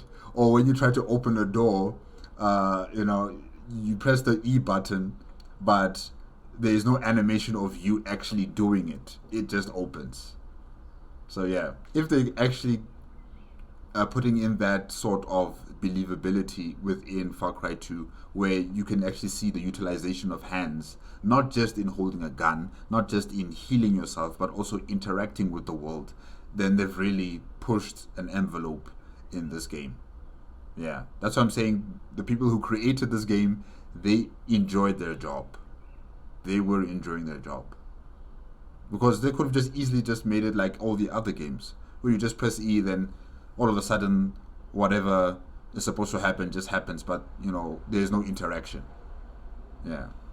makes you more of a camera than a character. This is just not the same as this. One makes you feel like using some nonchalant magic. In other, the level of interaction is greater Nonchalant magic. to an extent it creates the illusion of life behind your avatar. In fact, animated means filled with life and energy, or appearing to be alive. It would have been different if instead of just picking up the water bottle, he unscrewed the cap and took a big gulp. Hand animations go along with the idea of radically containing the whole gameplay experience within the frames of first-person perspective. It makes your avatar visible, present, gives digital flesh to an undeveloped character, reinforces the idea of your grunt status. Your avatar's hands are almost a tool in themselves. Hand animations go from really robust to detailed and precise, executed with dexterity. Guns are racked without mercy, lead is pulled out viciously, but then he holds the diamond with 2 fingers, pushes the dart all the way inside the chamber, pulls the shell out of a rocket launcher with the tips of 5 fingers, then again pushes a slug out of his arm with a finger, rips a splinter out of his hand, lights a bunch of matches and cauterizes the wound. They convey a sense of tension and danger on a whole other level. They are so expressive of his personality and current state of mind. This is, in a way, character building. You get the picture of a brutal man doing whatever he can to survive, and doing it mostly with his hands. Far Cry 2 has more variation and creates more illusion of life through its idle and unjam animations than whole series of shooters. They give you a lot of I mean, I'm always referencing to Call of Duty. You don't see anything like this. You don't see anything like this. You know, how the hand gestures can also display the type of emotions your character is going through. You don't see anything like that in Call of Duty. You're just shooting. You're moving, you're shooting, you're moving, you're shooting, you're taking cover, you're shooting. You know, and everything is stable. There is no disruption. There is no emotional turmoil of any sort. You're just shooting, you're running, you're hiding or taking cover, and then you're shooting again. But here you can see the hands are showing the sort of frustration or pain your character is going through at that very moment. Yeah, that's different.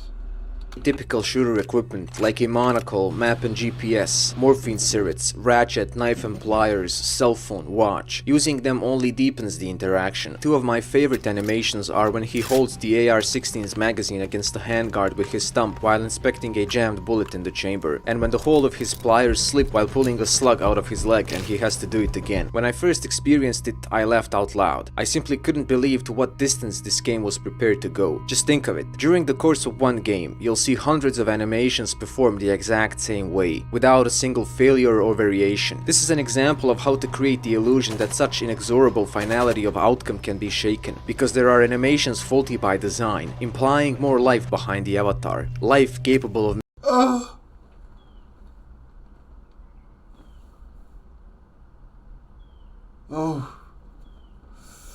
Oh gosh. Oh, that pain. Oh my gosh. Okay. Whew. making mistakes. Just look how much dexterity, frustration, idleness is animated through these animations. Gun explodes in its face, and Avatar raises a hand to protect the eyes. You threaten an NPC with a machete to the throat, but when he resists you push the blade even closer to his jugular. First part of the animation conveys a sense of brutality. Second part expands on it with anger and willingness to take life. The Avatar takes time to turn his head and spin out the cap of morphine syrup. Look how the character pulls the pistol away from the grip of a body who's ready to die. In my opinion, Far Cry 2 revolutionized how a sense of character is developed in an FPS, without seeing the face, focusing exclusively on hands. And you don't even hear the voice of the character as well. Yeah, no, this is definitely an amazing effort here, you know. Having the hands become the voice, become the expressions of the player character. Yeah. What an effort.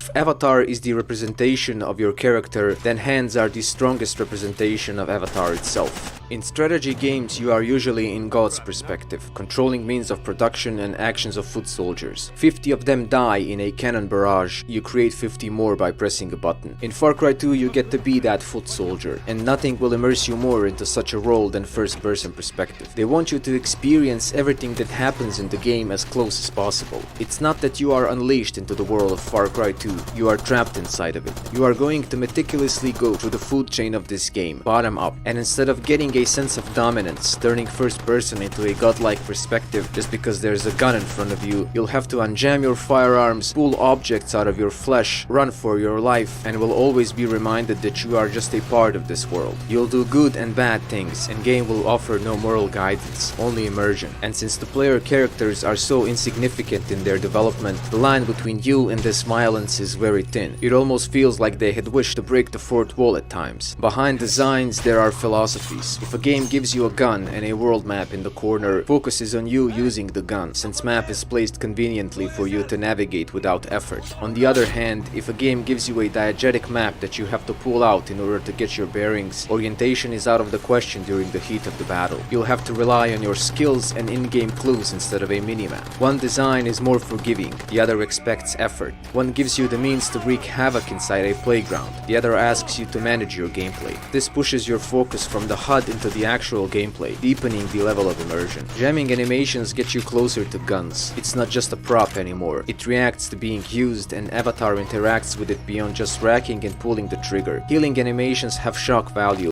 with some of them being on the verge of parody. You'll really end up Oh my gosh. twitching during some of that first aid in the field. It's not the same to read about someone destroying a medicine storage, watching someone do it, or being the one who has to pull the pin out by pressing left mouse button. Interactivity alone can be scary, but first person makes it even scarier. Lack of inventory menus and a mostly diegetic, non-intrusive HUD try to patch up the timeline cut up by cutscenes and loading screens. They focus your attention on in-game objects, pulling you inside the game rather than just leaving you on the screen surface. Just compare the driving and navigation in Far Cry 2 and later installments. I only wish they went full diegetic and informed us of ammo and health status through checking the magazine or feeling the pulse or neck or wrist. The level of immersion in this game with minimalistic story becomes one of the most important storytelling elements. If there is a glimpse of the heart of darkness in Far Cry 2, you're certainly not going to feel it through cutscenes or Jackal's monologues. You'll experience it through immersive gameplay. And how does Far Cry 2 decide to pull you out of a game? By either passing a diamond case to a guard or by activating explosives, both featuring hand animations in the forefront. Those hands that rested calmly on your knees during that cab ride are now, after doing all of this with them, the last thing you see. Your avatar is no more, and it all ended with a pair of hands. Far Cry 2 is, in a way, a story about human hands. Wait, you kill yourself? Like the character player kills himself? Huh. An omnivore, a scavenger, predator of medium-sized animals, active during twilight, intelligent and tactical. Its presence in the Bible symbolizes desolation. It is neither big nor strong nor scary. All in all, Jackal isn't a sensational animal. If Disney made a movie with animal characters, Jackal wouldn't be either protagonist nor antagonist. But on the African plains, it still manages to survive and has thousands of years of evolution in its genes to prove it. And to survive next to the good, the bad and the ugly of African wilderness has to mean something. Not as ugly as a hyena nor strong as a lion, cunning is its biggest strength and places it right between the two, more than an appropriate alias. His photograph is one of the first things you encounter in the main menu. Red circle around a nameless face, snatched by a lucky informant. The mystery begins. It is the first building block of the myth that is the Jackal. During the course of the game, he will physically appear only 5 times, 2 of those while player has direct control of the avatar, and only once on the outside. You cannot find this guy, he finds you. He is Wow. presented in interiors with progressively better lighting, until fully exposed under the sun, but light does not reveal his personality. Only He looks like a tourist with the African printed attire. Yeah, he looks like a tourist who's just come to visit and, drop off his merchandise. words and actions, which are scarce and conflicting. Jackal encounters are basically about maintaining an aura of mystery around a character with almost mythical proportions. Since he supplies both sides, every enemy you encounter comes at you with his guns. Every gun you pick up or buy is his. Perpetuated conflict is a He's doing good business, huh? Selling on to both sides. Meaning that entire theater of conflict or war, this entire civil war, is his monopoly. He dictates the flow of battle in this country. He dictates who gets the best weapons. He dictates who gets the worst weapons, who gets the most resources like bullets for their weapons compared to the other faction. He dictates how things are being run here. Result of his business model. Jackal looms over everything in this game. Every gun, every bullet, and every corpse can be traced directly back to him. He is the god of war. Every gunshot echoes his voice. He's more present as an idea than in flesh. He is almost like another malaria, killing silently without pulling the trigger. Your first encounter is the embodiment of what Far Cry 2 is. You're lying in bed, struck down by sickness. The man you're supposed to assassinate is casually going through your stuff, reading your orders, not even mocking you. Dark figure who... This is taking me back to a movie. Apocalypse Now. I think it was, 1979, I think. Yeah, it's taking me back to Apocalypse Now, with Captain Willard and Colonel Kurtz. Yeah, Colonel Kurtz, who was leading his own little cult of soldiers during the Vietnam War. He turned rogue. He was a very experienced and decorated soldier of the United States of America who turned rogue and who went into hiding in the country. Which country was it? I forgot the name of the country, but I remember Captain Willard was stationed in Vietnam and he had to cross the borders of Vietnam into a different country to apprehend or to assassinate Colonel Kurtz. I just can't remember which country he went into. Cambodia, yes. He went into Cambodia. And this setting right here in the game takes me back to Apocalypse Now. Jackal is Colonel Kurtz and the character player is Captain Willard. Yeah. Whose face you barely see across the room. Then he walks over to your bed, barely shows his face, and spares you while manifesting his passive-aggressive behavior. Then he leaves the room after loosely quoting from Beyond Good and Evil. His motivation is always unclear. His antagonist status is already questioned by your second encounter. First, he is a villain in a world without heroes. He perpetuates suffering without remorse. But the protagonist-antagonist dichotomy doesn't work very well here. He doesn't truly oppose you, and then he becomes a mission giver a lot more moral than your previous bosses. And let me guess, he's going to try to convince you to see the world in his way of doing things. You know, just like Colonel Kurtz in Apocalypse Now, he had a lot of things to say. And most of it did sound, very believable and, based on logic. And you can understand his positioning and why he did the things he did. It's still wrong. But I think also with Jackal, he's going to try to convince the character player to see the world in the way he sees it. Yeah.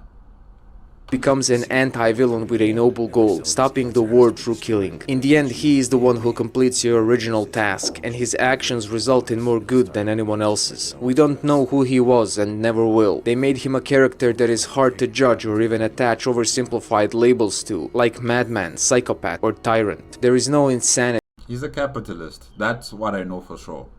He's a capitalist. And his monopoly is evident of his enterprise nature. He wants to corner the market, he wants to control the market, he wants to make it his own. So we might not know much about him, but he's a capitalist. And those who try to maximize their profits, no matter the cost, no matter the blood, the suffering and toil of others, they've already explained themselves of what type of person that they are. They're prepared to throw innocent lives, they're prepared to throw desperate lives under the bus, or to make them into a step ladder to their success. And that's what Jackal is doing. The blood of the innocent, the guilty, the destruction of a nation, all in the pursuit for his own version of peace. No illusions of grandeur, just ambiguity. They didn't make him the ultimate nemesis you strive to take down at the end. Jackal is Jackal, and he remains an unfinished portrait. This is what Ruben has to say about him in one of his blog posts. He is forever anonymous when you're in his presence. That is almost scary. That statement at the end is just another way to perpetuate a myth. His body was never recovered. There is always a chance that he had somehow survived and is still out there, but I doubt there will ever be a sequel. Rumored brain cancer could explain a lot about his change of heart, but that's left in the shadows as well. This is what Jackal encounters amount to in the end. Will to power, quarantining a virus, using you as a scapegoat, sending you to kill leaders of both factions, sacrificing himself to save a convoy of refugees. He isn't as Wow. entertaining as future antagonists of the series, but he isn't there to entertain you. This is more or less the Jackal developers offer us through Main's story. If you want more, you have to listen to his interviews. On the tapes, he sounds both vicious and compassionate. I would say disappointed. In one interview, he blames Africans for the war, then points out to the hypocrisy of the West, then shows cynicism towards human nature in general, then shows compassion to a boy soldier, then mocks a dying man pleading for a mercy kill, and then sacrifices himself in order to save a convoy of refugees, and he offers arguments and justifications for all these conflicting points. Ironically, the only relevant character in the whole game wearing traditional African garment is the Jackal, the very man who fuels the conflict. The king, prince, and the leaders of both factions, journalist, priest, doctor, refugees, all wear Western clothes like collared shirts, army uniforms, plain t-shirts, and even modern designer suits. This connects him to the setting in a bizarre way. Myth building. I mean, even the African attire that he's wearing, I don't know. I don't know if it's really meant for the African nation that he's based in, because we have different attires in different countries across the continent. We don't all dress like that or similar to something like that, So it has to be something that would match the environment where Jackal is situated. And because it's close to a desert, it would be something akin to maybe like a loincloth of some sort that would cover his face or cover his head as well, and cover his arms to protect him from the sunlight, And it would have to be a color that would reflect off the light. It wouldn't be clothing that would be dark in color, and that would absorb the heat, and that would make you possibly exposed to mosquitoes that want to bite you, and they would give you malaria. It would be something that would cover your body head to toe. So yes, he is wearing African printed attire, but like I stated before, he looks like a tourist. He looks like a tourist who's like, oh, Africa, let me just wear something that is African. That's what he looks like to me. Yes, it is interesting that he's the one wearing African attire and everybody else is wearing westernized influenced attire, but then that also just gives you a story on why are Africans still wearing western attire clothing. It's because we were colonized, and those institutions and those cultural norms have still survived even today, where we are still wearing suits and ties. We're still wearing the various forms of jeans and skirts or dresses that people wore or are still wearing, I should say, in Europe, but also across the entire world. It's become a generic clothing standard. The African attire, for its cultural aspects, are meant, well, in my country in particular, in South Africa, we only wear such clothing for certain events. We only wear them maybe for weddings or a funeral, or, okay, maybe not a funeral, but weddings definitely, or celebration of our Heritage Day. We do wear our cultural attire, but we don't wear it every day. It's not an everyday sort of attire. That's why I'm saying, Jackal looks like a tourist. He looks like a tourist.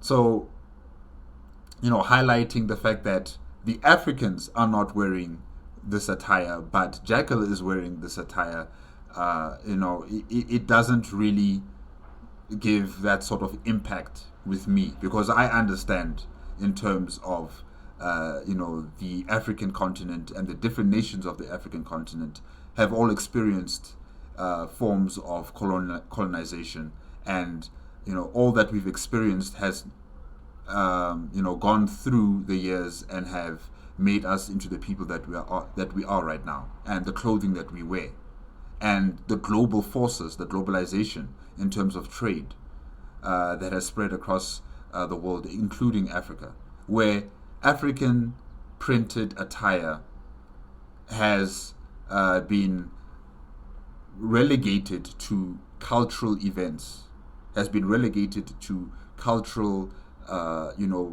performative interests, and not necessarily as an everyday attire. Yeah. Around Jackal's personality goes beyond game itself. Those fake graffitis and real-life photos mention him with the same ambiguity. The Jackal lives. Jackal is a ghost. The Jackal is watching. They should have included these in the game as well. This is myth building. If you've read Heart of Darkness, you know what I'm talking about. Kurtz did this, Kurtz did that. The momentum of expectation builds up. By the time he actually appears, there's two of them. One in flesh and one in thought. During her first encounter, Jackal quotes loosely from Beyond Good and Evil and reveals to us an important worldview that he holds about human beings. This is the key which Jackal uses to unlock the minds and motivations around him, including his own. Everything that anyone does is in order to reach the highest position on an existing pyramid of power. Biological organisms simply discharge their strength, and when you put that in any social context, you'll get things from competitive sports to genocide. A bleak view of the human species. Who gets the lion's share? That's what it's all about, whether it's between children or animals or warlords. But in Far Cry 2, this isn't just monologue lines. It's a theme that inspires design. Jackal's worldview is directly manifested through missions. Two factions at each other's throats for power. Who puts a zebra a skin as a mat on the floor? That's interesting. Yeah, what I saw there, that was very interesting. I don't think I've seen something like that. Yeah, interesting. fighting inside a food chain for that sharp point of the pyramid. Repetition through interactivity constantly reminds you of this vicious circle. Philosophy materialized through gameplay. Jackal argues that even though he fuels the conflict, he does not fuel the hate, which is already present and does not have its origin in his existence. His weapons are just a means to an end, a tool for hate, which is all too human. Otherwise, people would just use sticks and stones. When he calls himself a humanist in one interview, it is an answer to an accusation for dealing on both sides. What an irony. Relativism at its finest. It is such a bold and radical argument. I'm not like governments. I don't have personal interest. I deal on both sides. I don't discriminate. Equally offering a chance to kill. That's humanism in his eyes. Jackal is beyond good and evil. He doesn't care about intentions, only results, which is why both his crimes and his sacrifice feel so cold and impersonal. He helps refugees the same way he was selling guns to child soldiers. I'm doing what men have been doing for thousands of years, trading one thing for another. This game never truly glorifies anything. I just can't imagine someone blaming Far Cry 2 for a real-life crime. That is how unconventional this game is. One character from a recent TV show comes to mind, Rustin Cole from True Detective, who is presented as a nihilist, but in the end reveals himself to be just an angry man who found salvation in nihilism. A similar defense mechanism could be present in Jackal. He is disgusted by the phenomenon of boy soldiers, comments that a boy that age shouldn't be seeing dead bodies. He often shows values and worldviews that contradict his superficial moral relativism. I imagine that his past experience as a soldier revealed to him certain truths about life that people from developed countries just don't get to think about. Could it be that he saw how cheap life is in certain parts of the world, and he had his illusions crushed, or that he had witnessed the corruption with which the rest of the world deals in these places? Where did this distrust towards human beings start? How expensive is, in the end, a disenchantment of one man? How many lives were destroyed just because his naive presumptions about the world got crushed? What becomes painfully obvious by the end of the game is that Far Cry 2 doesn't feature any traditional villains, only bad people. When Ruben asks him why Africa, why my home, Jackal bites back. Why not? You'd rather see war in someone else's home. In his eyes, all people are equal and equally unimportant. That last encounter is beautifully simple. Car battery, case full of diamonds, a gun that never jams. Jackal narrating his plan to quarantine both factions with death, while his shadow mirrors his movement on the wall. An ominous shape stating that depths of this man will never be known to us. When he says that the two of you are terminal cases, uncurable, it outlines the deterministic nature of this game and games in general. Despite the illusion of control, your actions always lead to a scripted event. If you don't die here, you'll just find another war somewhere else. Jackal doesn't buy that mantra, one last job and then I retire. He understands that he's doing it because of what he is. He's drawn to it, like a scorpion on the back of a frog in the middle of the lake. Jackal believes that the only thing keeping ordinary people from becoming monsters is opportunity or circumstances. I'm talking facts and you're talking theory. You're not a good person, Ruben. You've just been lucky enough. You've never had to be otherwise. Game starts sort of in the middle of things. You get to see a war that is already in full motion. There's no background between you and your target. Nothing is personal. You get the option to choose one out of 9 mercenaries, and they are a wild bunch. Scratched photographs present these beauties with little information, and the aesthetical experience already starts. A myriad of past careers, criminal backgrounds, ex-military, veterans of past wars, loan sharks, smugglers, police informants, VIP protection, bodyguards, IRA, KLA, IDF, GSU, guerrilla fighters, insurgency groups, private contractors. This is an extremely subtle commentary. It shows that countries these people come from had a recent history of conflict themselves, based on ethnic or religious differences. It adds to the story, reminding us that there was blood being spilled on European streets not that long ago, which again refers us to the universal violent aspect of human nature, violence that recognizes no borders. A diverse and unsensational cast of characters. Immediately they go against the hero image of action films and games. These guys are nothing like that badass from cover art. All of them look like average people. Frank even wears a knee brace and Josip is completely grey. Journal descriptions are where their personalities come to light. Wait. So the other character players that you don't choose also feature in the game? As NPCs. Okay. Huh. Amazing he's made it to 40. Guy's got a conscience. Poser. Because I saw that guy with the beard looking white beard and white hair. He was part of the dossiers of different characters that you could choose, but then he also popped up in the game as an NPC. Likes the high-risk contracts, supports his Yes, him. family back in Europe, a heavy drinker, dressed like a college dropout backpacking Europe, heard he's a millionaire, stone killer, tough SOB. Thing is, you get to read these only after you've already made your choice and they are presented as your own observations, and they sound I see. exactly like something a mercenary would think of other mercenaries. Most direct consequence of this initial choice is a visual one. Model of the hands you see while interacting with the world. Some have tattoos, others wear gloves or bracelets. Everyone has a unique accent and outfit. They look unique in their mediocrity. Game puts you into a strange situation of seeing a face of your past avatar in-game on your next playthrough. No uniqueness of character creation. How insignificant the choice is when those characters you don't choose end up populating the world. Who you play with at the moment could have been and will be a traitor or a friend that dies in a bushfire during the next playthrough. It Wow. doesn't matter who you choose, it is purely a cosmetic choice, just another part of the storytelling. One of them has to fill in the shoes, it doesn't matter who. Characters like Solid Snake or Agent 47 are at the core of the series' identity. They carry a lot of the story. Without them, there would be no franchise. Put up a photograph of any old mug and you'll still have Far Cry 2. The character is insignificant to the point of non-existence. The only appeal they could have is their commoness. The only function, a bullet sponge and a hired gun. You have to pull those bullets out of someone's flesh, sent by an unknown organization to an unspecified country in Central Africa in order to kill a man known only by his nickname. This very concept of main quest is devoid of meaning. In Far Cry 3 you struggle to survive and overcome your fears in order to unleash your primal energy and save your friends and family. It's personal. In Far Cry 4 you help your people take down a tyrant.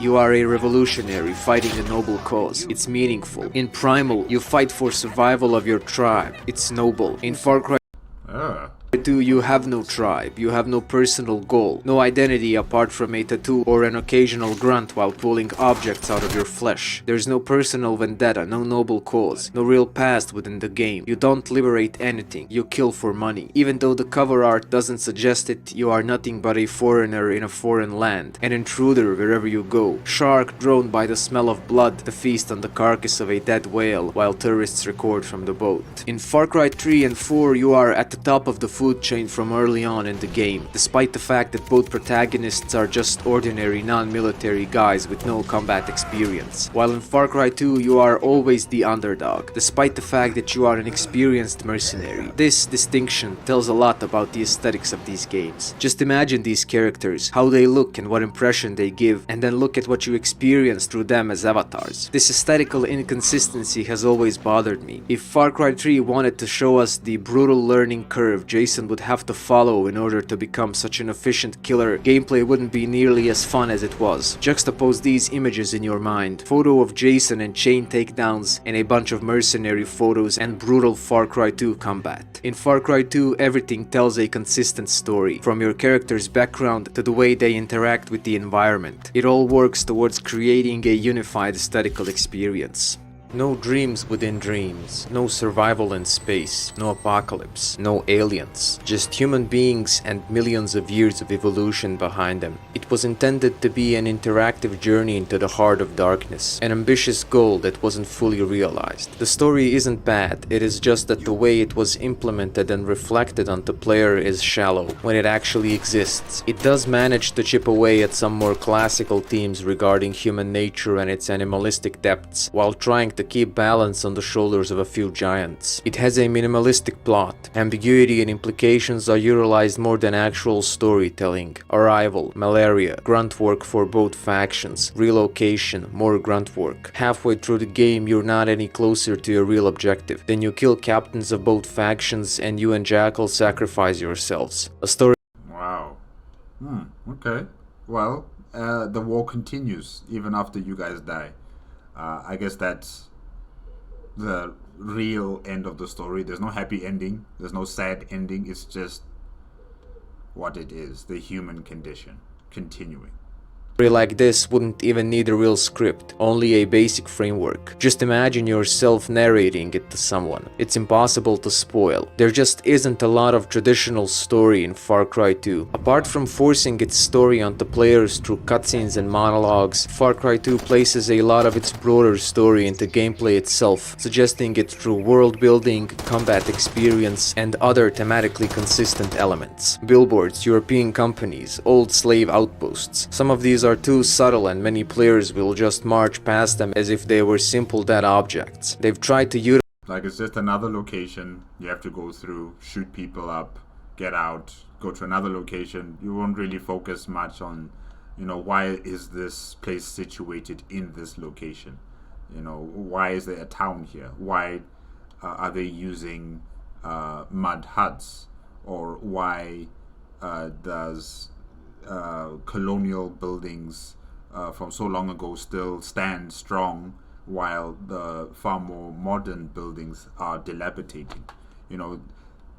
Those would be some interesting questions to ask, but there'll be no one to answer them. There'll be no one to answer why is this town still important in this civil war. How many people are here? Why are they still here? Who's fighting against who? And how do you, as a mercenary, factor in terms of, killing people and participating in the chaos?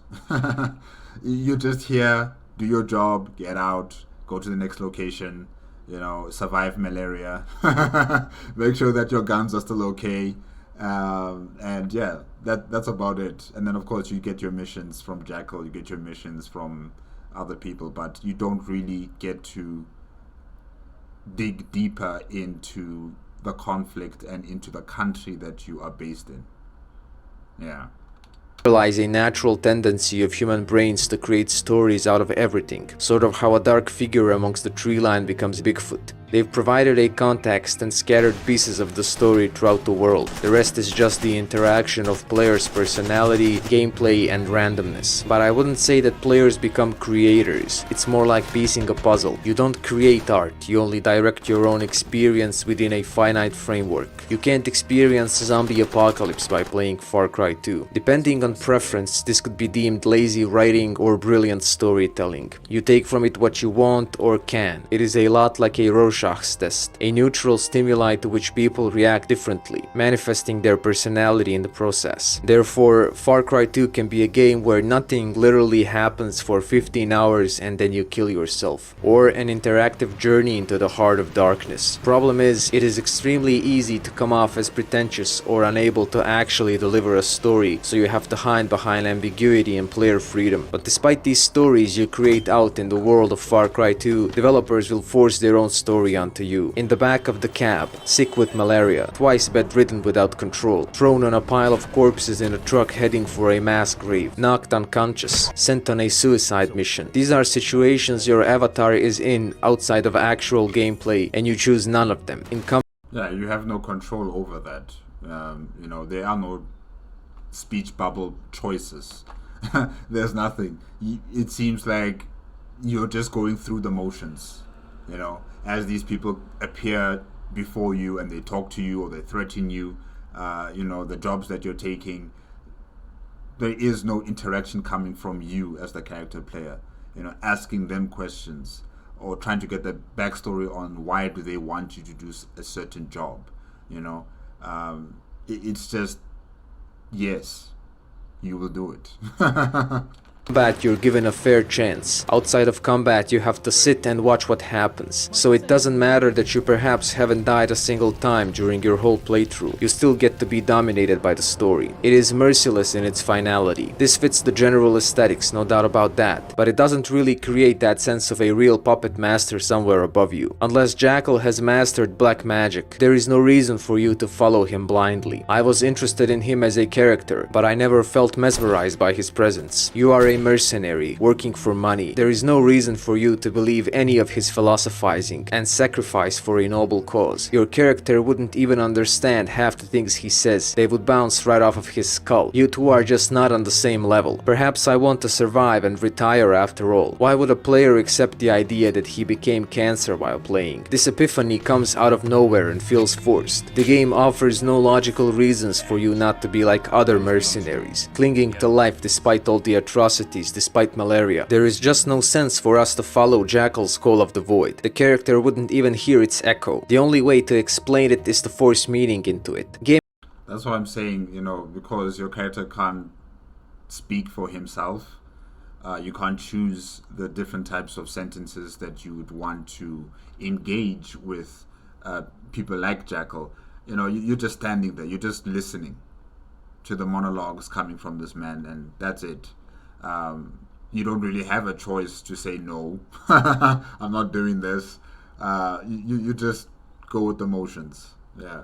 Game itself reduces it to a journal entry, implying that the character will probably die from malaria. If Jackal has decided not to manifest his will to power anymore, doesn't mean the player has as well. Nothing in the game supports the heaviness of such a decision. Character's obedience ends up feeling like a god from the machine. Determinism seems to be the necessity of game design. The way things happened is the only way they could have happened. Ironically, this is nowhere more obvious than in games claiming to promote player's choice. No matter how much you stress about a particular branching in the story, it ends up in a scripted event only slightly different from other endings. Games are complete, life is not. While Far Cry 2 tries to balance between the two during combat, its story is completely out of your hands, which fits the idea of depowering the player. The problem is, outside the actual story, you have a chance. Once the story starts to happen, you lose all control. Why wouldn't you pull a gun and shoot Jackal in the face mid-sentence? Nothing stops you from doing it except developers. The rest of the game and its teams would welcome such behavior. Game reduces the explanation of these actions to a sentence on a loading screen and a couple more in your journal. Why would he begin or keep on working with any faction? Why wouldn't he make a deal with the king and kill his son instead? You can kill or abandon your buddies, but that's where your freedom ends. And even then, it's the freedom that lets you make choices with no meaningful effect on the story. For a couple of hours, you are unleashed into a world where things just wait to kill you. Then you are firmly strapped inside your perspective during cutscenes. They give you freedom, then they take it away. Rinse and repeat until the game ends. BioShock explored determinism much more seriously, incorporating it deeper into its plot. If you are lucky or brutal enough, you will survive the world of Far Cry 2, but its story kills everything.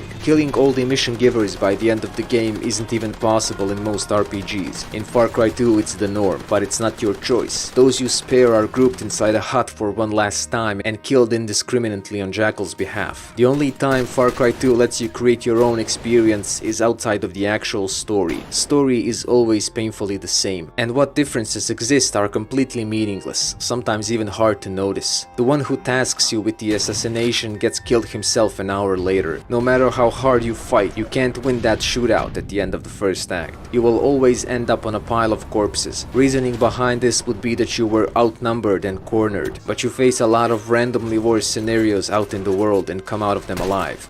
Like far worse. RPG rockets just hitting you in the chest and you're still alive. But for some reason, in this gunfight, you got knocked out, and then you were captured. It doesn't make sense. Vengeance is turned off. Failure becomes the only option. Far Cry 2 basically has its own "would you kindly" moment, except it's never spoken. At the very beginning, you are pinned to the bed and forced to listen to what Jackal has to say. In the end, you have to choose between suicide now or suicide later. This annuls everything you did in between. The only thing that stays is player's experience. How does a dog of war in combat become a puppy once control is taken from the player? Missions are perhaps the final consequence of video game design, a culmination of all past design choices. How are those characters and their motivations going to interact within the game, from dialogues to combat, following all the rules and freedoms developers had intended, and in a meaningful and consistent way if possible? How do these parts create a movable whole? This is where everything comes to life through interaction. Free roaming is important, but there's less creative control. This traditional mission-oriented structure usually gradually advances the game towards completion, exploring themes and aesthetics with more control and direction from developers. It sets a goal at the end of each action. It provides motivation, reward, and meaning. One of the first realizations I had while trying to pry open Far Cry 2 is how closely it follows that good old well-established GTA 3 formula. You are left inside this digital playground with some backstory. Everything is open, but there is also a clear structure through which you progress. World has its rules, you have your freedom, but if you want to push the story forward, you have to complete missions. Storyline and free roaming are two distinct parts. There's even a set of assassination missions very reminiscent of GTA 3 payphone assassinations for Mari chunks. I wouldn't call it neither an homage nor a ripoff. It is simply a lasting legacy of a simple and effective design. You receive almost all missions in the same way. You enter a ceasefire zone, soldiers bark at you, your gun is lowered in submission. You talk to the bodyguard, he frisks you for weapons. This happens every single time. He leans forward, stretching his arms to feel over your clothes. He lets you in. The base is the old and the new, tribal relics and propaganda posters. In an empty hallway, you can hear boss's voice resonating from the upper floor. You go through the door, they stop talking, acknowledge your presence. Bodyguard closes the door behind you. You can't leave. There's a black man and a white man, a leader and right hand. They talk about their problems, none of which really concern you. As a character or player, you get to hear cold-hearted rationalizations behind morally dubious actions, and they come from both sides. You're just the hand that carries them out, and you can't help but wonder how things are ever going to get better with two options like these and plenty of mercenaries to carry out their will. They offer diamonds. It's not an offer you can refuse. It stopped being once you handed over your weapons at the doorstep. You take the files, there's a small safe in the wall, but this is not Fallout. They Like I said, you're just going through the motions.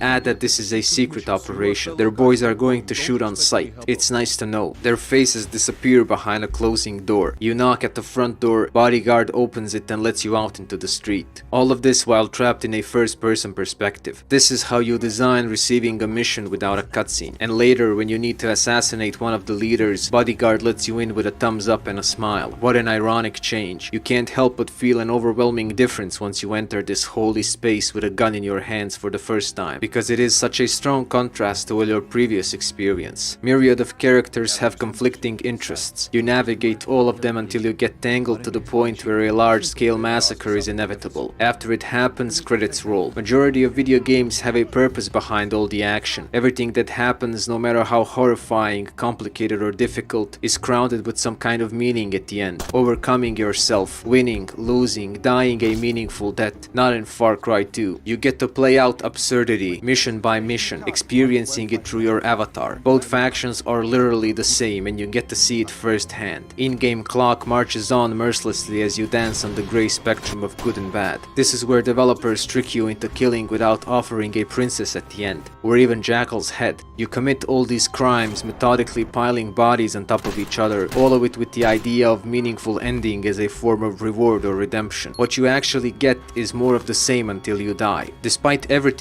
I mean, in the end, you are still a mercenary. let's not try and be. Let's not be in denial of what your character player is. He is a mercenary. He was sent out here to do a job. It's as simple as that. You're not meant to be a hero, like Faithful of Ice has stated in this game. You're not meant to be the hero. You're not the protagonist who's going to change the fate and destiny of this country. This war is going to continue long after you're dead. People are still going to fight against each other and kill each other long after you're dead. You're just another cog in the system. Yes, you are a destabilizing factor to some respect, because you get to kill the most important leaders of the different factions in the end, but still, there's nothing special about you. You're just lucky. You have the experience in fighting wars, but you're not here to bring diplomacy. You're not here to be the messiah. You're just here to do the job and to get your diamonds, get your money.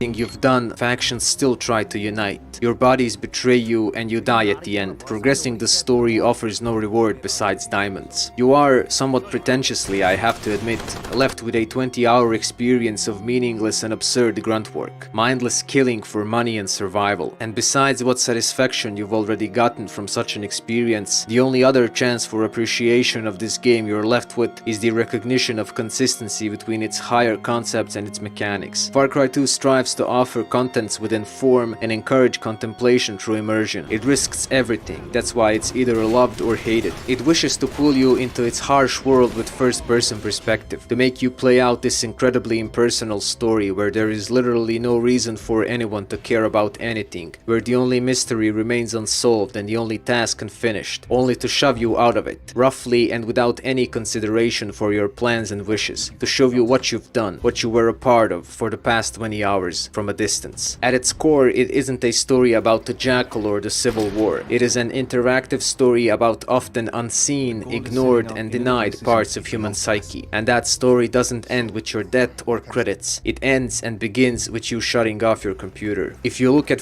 True. Far Cry 2 as a game about hunting the Jackal, there's barely any story or gameplay to back it up. If you consider it to be a story about a certain aspect of human condition, it all makes sense. All these pieces of shrapnel, splinters and slugs you had to pull out of your body, all the grunt work you did for factions on opposite sides of an endless war, all that hassle with malaria pills, it was all for nothing. It doesn't end with victory. It doesn't even end with a difficult moral choice. It ends with credits. What a game. What an ending. You can't beat Far Cry 2, you can only finish it. You can only experience it, and you can only visit the game and then leave. You know? The world will continue in this universe, this game universe. It will continue, but you are just a visitor. You're here to experience, have a nice time killing, going from mission to mission, and then you're out. Yeah, but there is no finishing this game. Your death is meaningless. You are meaningless. You are just a small little thing, an insect in a far larger world. You played your part. Yes. Reminds me of the infamous Sopranos ending. What did anyone expect? Utopia. Humans growing white feathery wings on their backs. I think I need to watch that series, Sopranos. I've heard so much about it, but I haven't really gotten the time to watching it. Yeah. It's like The Godfather, right? The Godfather movies. Jackal's head rolling down the steps of his invisible kingdom. Democratic elections, perhaps. At the end of BioShock or Fallout 3, you get to be a hero or a villain by your choice. In Far Cry 2, you end up sacrificing yourself without any sense of heroism. It is not a good deed, not even a redemption. There's no ideology at all. There isn't even a desire to win. There's no sense in it. No sense in it at all. Mission structure is so bare that body side missions feel mandatory. In one faction mission you have to destroy the greenhouse pump. You literally have to go there, shoot up a bunch of guys and throw a grenade. But if you decide to follow your body's proposition, you'll get to see a field covered in fog as your body sprays defoliant over it. Another example of what a shortcut means in Far Cry 2 is the mission where you have to assassinate Yabek on his barge. Instead of taking up a familiar approach and fighting through your target's bodyguards, you park a truck with a missile head on a bridge above his boat and crush the whole thing down on his head. If that's not a shortcut, I don't know what is. Variety they bring to the game almost makes it feel complete. Otherwise it's just destroy, assassinate, steal. Despite forcing its story onto you and its meticulous absurdity, the game never tells you what to think about any of this. It forces you to commit crimes, but there's no morality system. It punishes you in the end, but without judgment. Judgment itself is left to players. When I play BioShock or Vampire or Dishonored, I simply know that if I choose a more violent approach, which is usually easier, the game is going to impose some simplistic morality onto me. If not through the world changing and reacting to player, then through good and and bad endings, that epitome of lazy writing. You will eventually be faced with a bad image of your character. Problem is, they often feel too forced and oversimplified. You always end up becoming a power-hungry tyrant, corrupted or doomed for eternity. This forces finality into the story, which isn't always supported by the gameplay. Once they take control from the player, they can impose any sort of moral judgment onto their playthrough, and it feels more like arm twisting than sending a message or teaching a lesson. Far Cry 2 doesn't offer a less violent way. It wants you to be a mercenary and do what mercenaries do best, and then feel the consequences. There is a certain desire in humans to have a clear, thick line drawn between good and evil, so that every trigger pull can be guilt-free. Far Cry 2 doesn't gamify reality to an extent Wolfenstein or Call of Duty do. It doesn't give you heroes and villains, instead it presents you with its palettes of brown world and grey morality, and it comes really close to being serious, mature, modern art, ridden of power trips, offering an experience of absurdity. Now, you don't kill baby angels, but it definitely doesn't feature as easy targets. This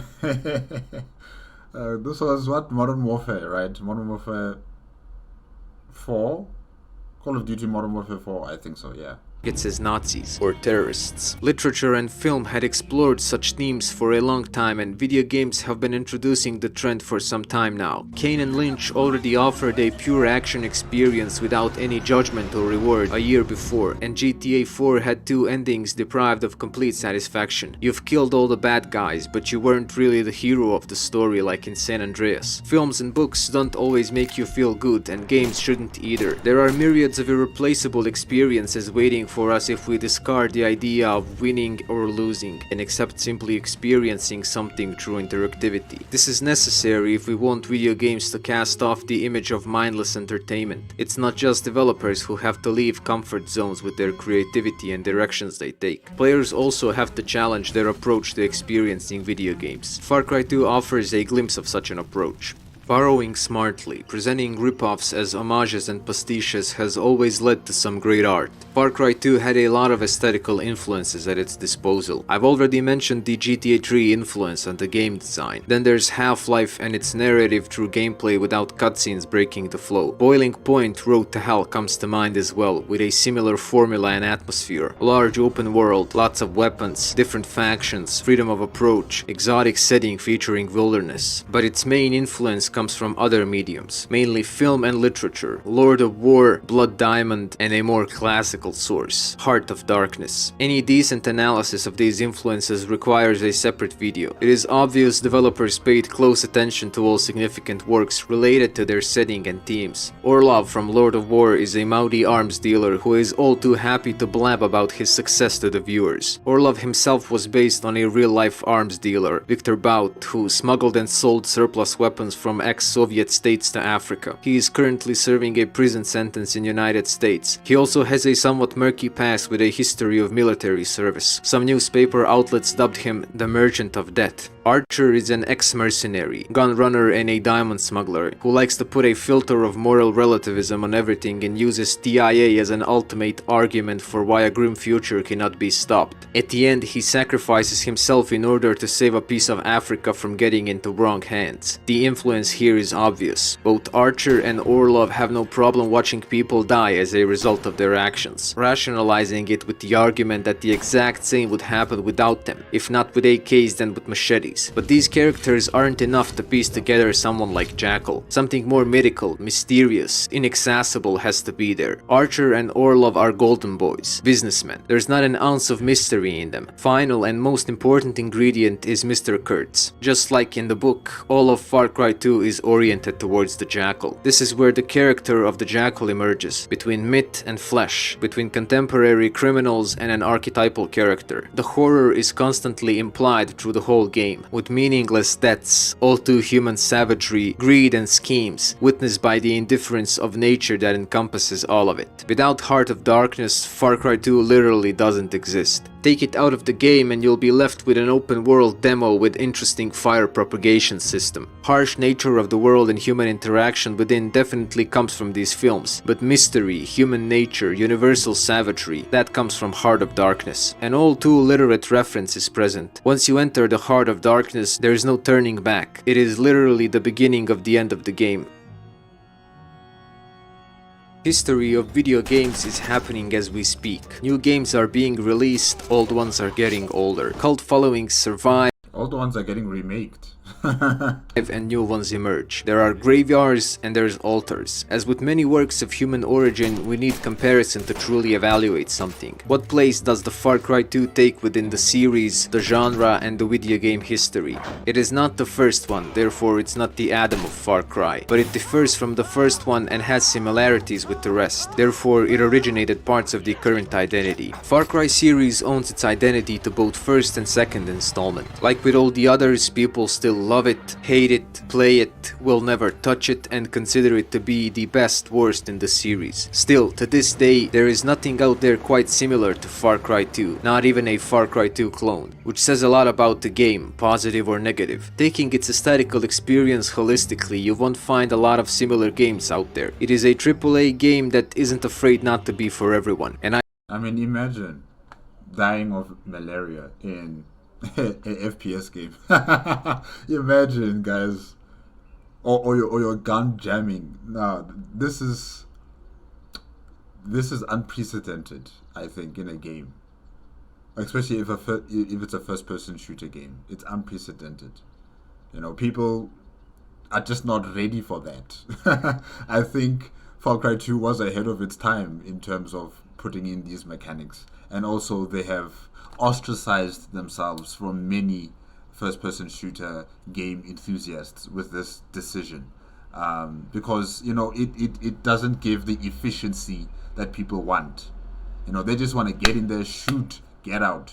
They don't want to be debating, should I watch out for malaria symptoms, or should I watch out for my gun exploding mid-combat? They don't want to go through those types of thought process. They just want to focus on finishing the missions as soon as they come in. So yeah, that's also the reason why it's so unique and why there aren't any other games emulating the mechanics from Far Cry 2.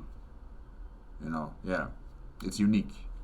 I don't think that history is finished with it. As repetition, pretentiousness, insulting design, and sensationalism begin to pile up, even amongst indie developers, I believe that many will find merit in Far Cry 2. Video games always try to have more crunched in, even if it sticks out. Far Cry 2 Are you being attacked by an eagle?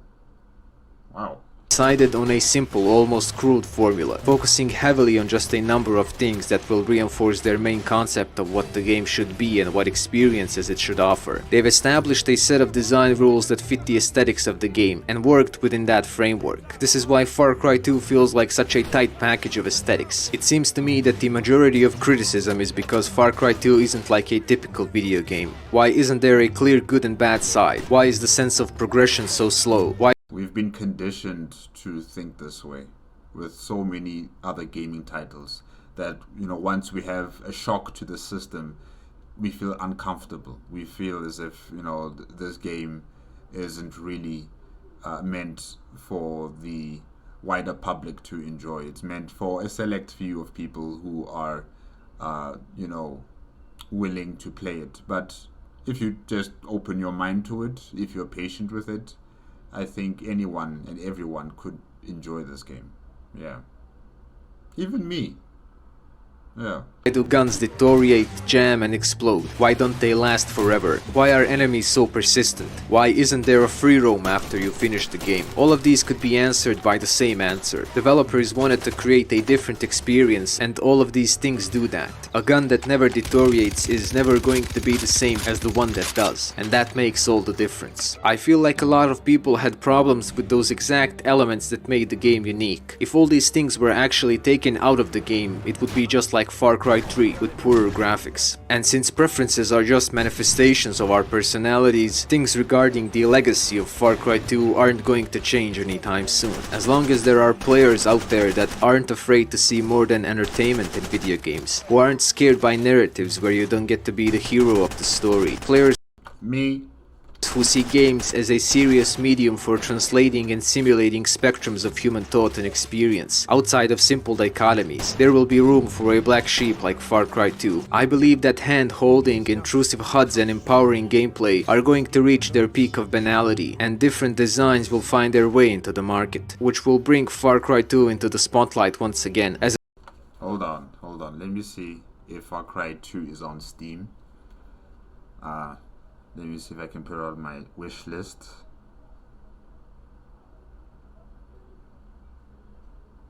Cry 2.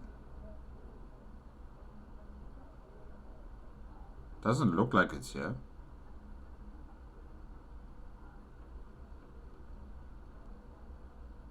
There's Far Cry 5, 6, Primal, 4, but I don't see 2. I see 3.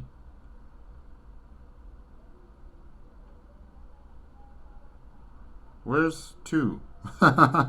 Where is 2?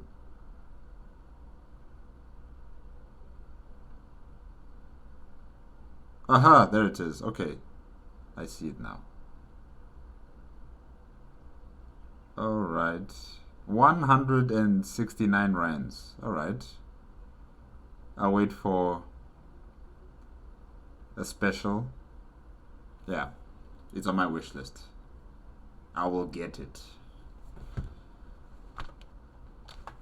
an inspiring dinosaur. If players today remember Far Cry 2, I believe it is because how its aesthetical elements came together. Behind almost every mechanic, there is an idea that unifies the experience thematically. Everything connects on a web of mechanical and narrative interactions that create a unique aesthetical experience with a singular effect. In later installments, while trying to sand off the rough edges of Far Cry 2, developers had taken some brilliant things out of the design and moved to a more generic side of first-person shooters. Far Cry 3 I think they just went back to the safety route because of the backlash from Far Cry 2, probably.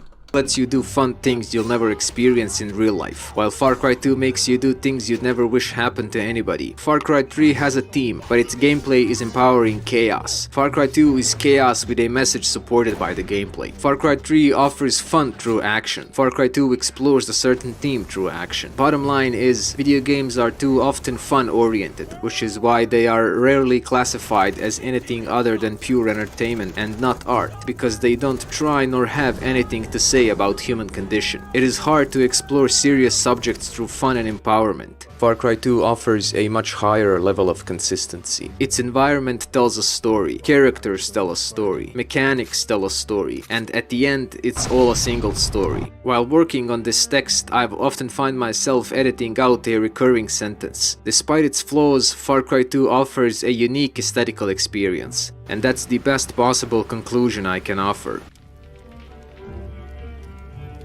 Unique once in a lifetime experience. Because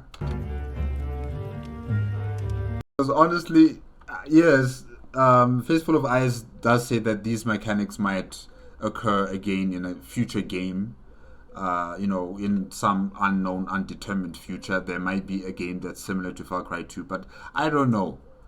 I think game companies are just going to be, sticking on the safe side, just making the games fun, not making the games have an artistic version to it, or point to it. They're not going to take risks. They're going to stick to what they know, stick to the formulas that they've been using for so many years, and people are going to eat it up. People are going to eat it up. This goes against the norms of any first-person shooter game in terms of the mechanics. And yeah, I just don't see any gaming company taking that risk. No ways. Yeah.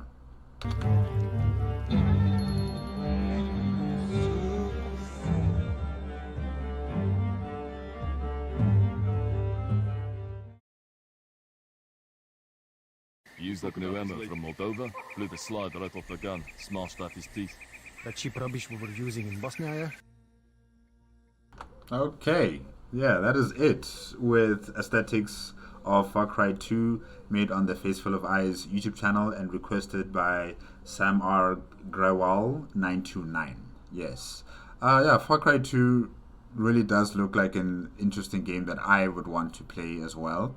Like I stated before, I put this game on my wish list. Once there's a discount, I will be there. I will be there to collect. Yeah, the game really does go against the grain, if I can say that. It's unique in its application in terms of the different mechanics and how they operate. In terms of the graphics, it's nothing really special, nothing really unique. Yes, they have put the setting of this African landscape in a very unique way. However, I've seen similar aesthetics for different TV shows and also games of how they depict Africa or other regions of the world before. So it's not really much of a surprise there. But the different biomes, the deserts, the savannas, the jungles, the rainforest, I should say. All of those biomes look very well detailed, well thought out, and really, when they made this game, they made sure that they were enjoying the process, not only with the mechanics but also with the entire landscape that your character player is playing in. They've put a lot of work into the detailing of these different settlements, whether it is traditional African architecture or it is colonial architecture, but nothing much on the modern side of architecture within this landscape. It was 2008. Even in 2008, there were settlements, there were cities that had modern architecture. It's not just all just the colonial past and African traditional architecture. There was also other modern aspects as well. And there's no roads. Where are the roads? The stop signs, which was very weird. There's stop signs and there's other traffic signs, but there's no roads. Going to one settlement to the next. Yeah, and at the checkpoints as well. Like the stop signs there, but why? Why is there a stop sign, but there are no roads for the vehicles to traverse, from one location to the next? Yeah, that was just a bit weird there. The music, I only heard one soundtrack, and it sounded okay. It sounded good, but I'm not really sure about all the other music pieces in Far Cry 2. But I think mainly the environment is dominated by the background sounds from the insects or from the environment, like the wind and the trees and all these other factors or sound bites that you would also incorporate in a rural or a wilderness setting, we didn't really hear much from the music. In terms of the storyline with Jackal, like I said, it reminds me of Apocalypse Now. It reminds me of that movie. I think I will have to listen to these monologues that, Jackal is spouting to the character player, for me to get a better understanding of him. But like I've stated before, clearly he is a capitalist. He is here to control the means of production of the war, or the civil war that is occurring in this country. And while in the beginning probably he thought himself as the solution to the problems, clearly it's not just purely for the money. However, yes, he does collect many of these blood diamonds, but in the end he had I wouldn't necessarily say it's a change of heart, but some sort of epiphany that maybe I should fake my death, or maybe he did die saving those refugees. But when you consider how many people have died at the hands of his weapons that he sold to both groups, and those weapons were used against civilians. Those weapons were used against, the country and its institutions. It really doesn't make any sense. Why save these refugees, but then allow the perpetuation of the conflict, in this country? Because one way or another, those refugees are also probably going to be killed by the very same weapons that you're selling to these different factions.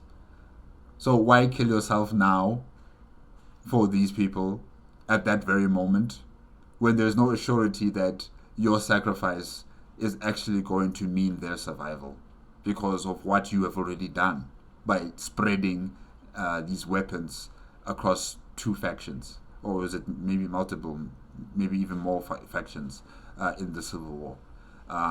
But yeah, he killed himself. And yeah, in terms of the mechanics of this game, really, like I've stated before, it's unique. It goes against the doctrines when it comes to first-person shooter games, and yes, for some people, they will find it very difficult to play such a game. They will find it very difficult, and it is something that anyone can play. Definitely, anyone can play this game. It's just that you need the patience, you need the understanding, you need to open yourself up to something different. Because, like I've stated before, we've been indoctrinated in the standard or the dogma of what a first-person shooter game should be like, and how you as the player should enjoy it as a fun entertainment aspect. We haven't really dealt with a first-person shooter game that focuses on its art, on its creativity, and its uniqueness. That is something that is very difficult for a lot of us just to pivot to. We like to go where it is predictable because it's easy to understand, it's easy to play through. Yeah. So this game really, it will challenge you mentally. It will challenge the way you see or view first-person shooter games, and I think I will have fun when I play it myself. I will have fun when I play it myself. But yeah, guys, that's it. Thank you again to Face Full of Eyes for creating this game review of the aesthetics of Far Cry 2. Thanks as well to Samar Grawel 929 for the request. It's been really good. And yeah, guys, remember, if you want to check out the original video as well as Face Full of Eyes YouTube channel, the links are going to be in the description below. If you like my reaction, give it a like, comment, and subscribe to my channel. Click on the notification bell if you want to be up to date with my latest videos. And I'll see you guys next time. Okay? Bye-bye.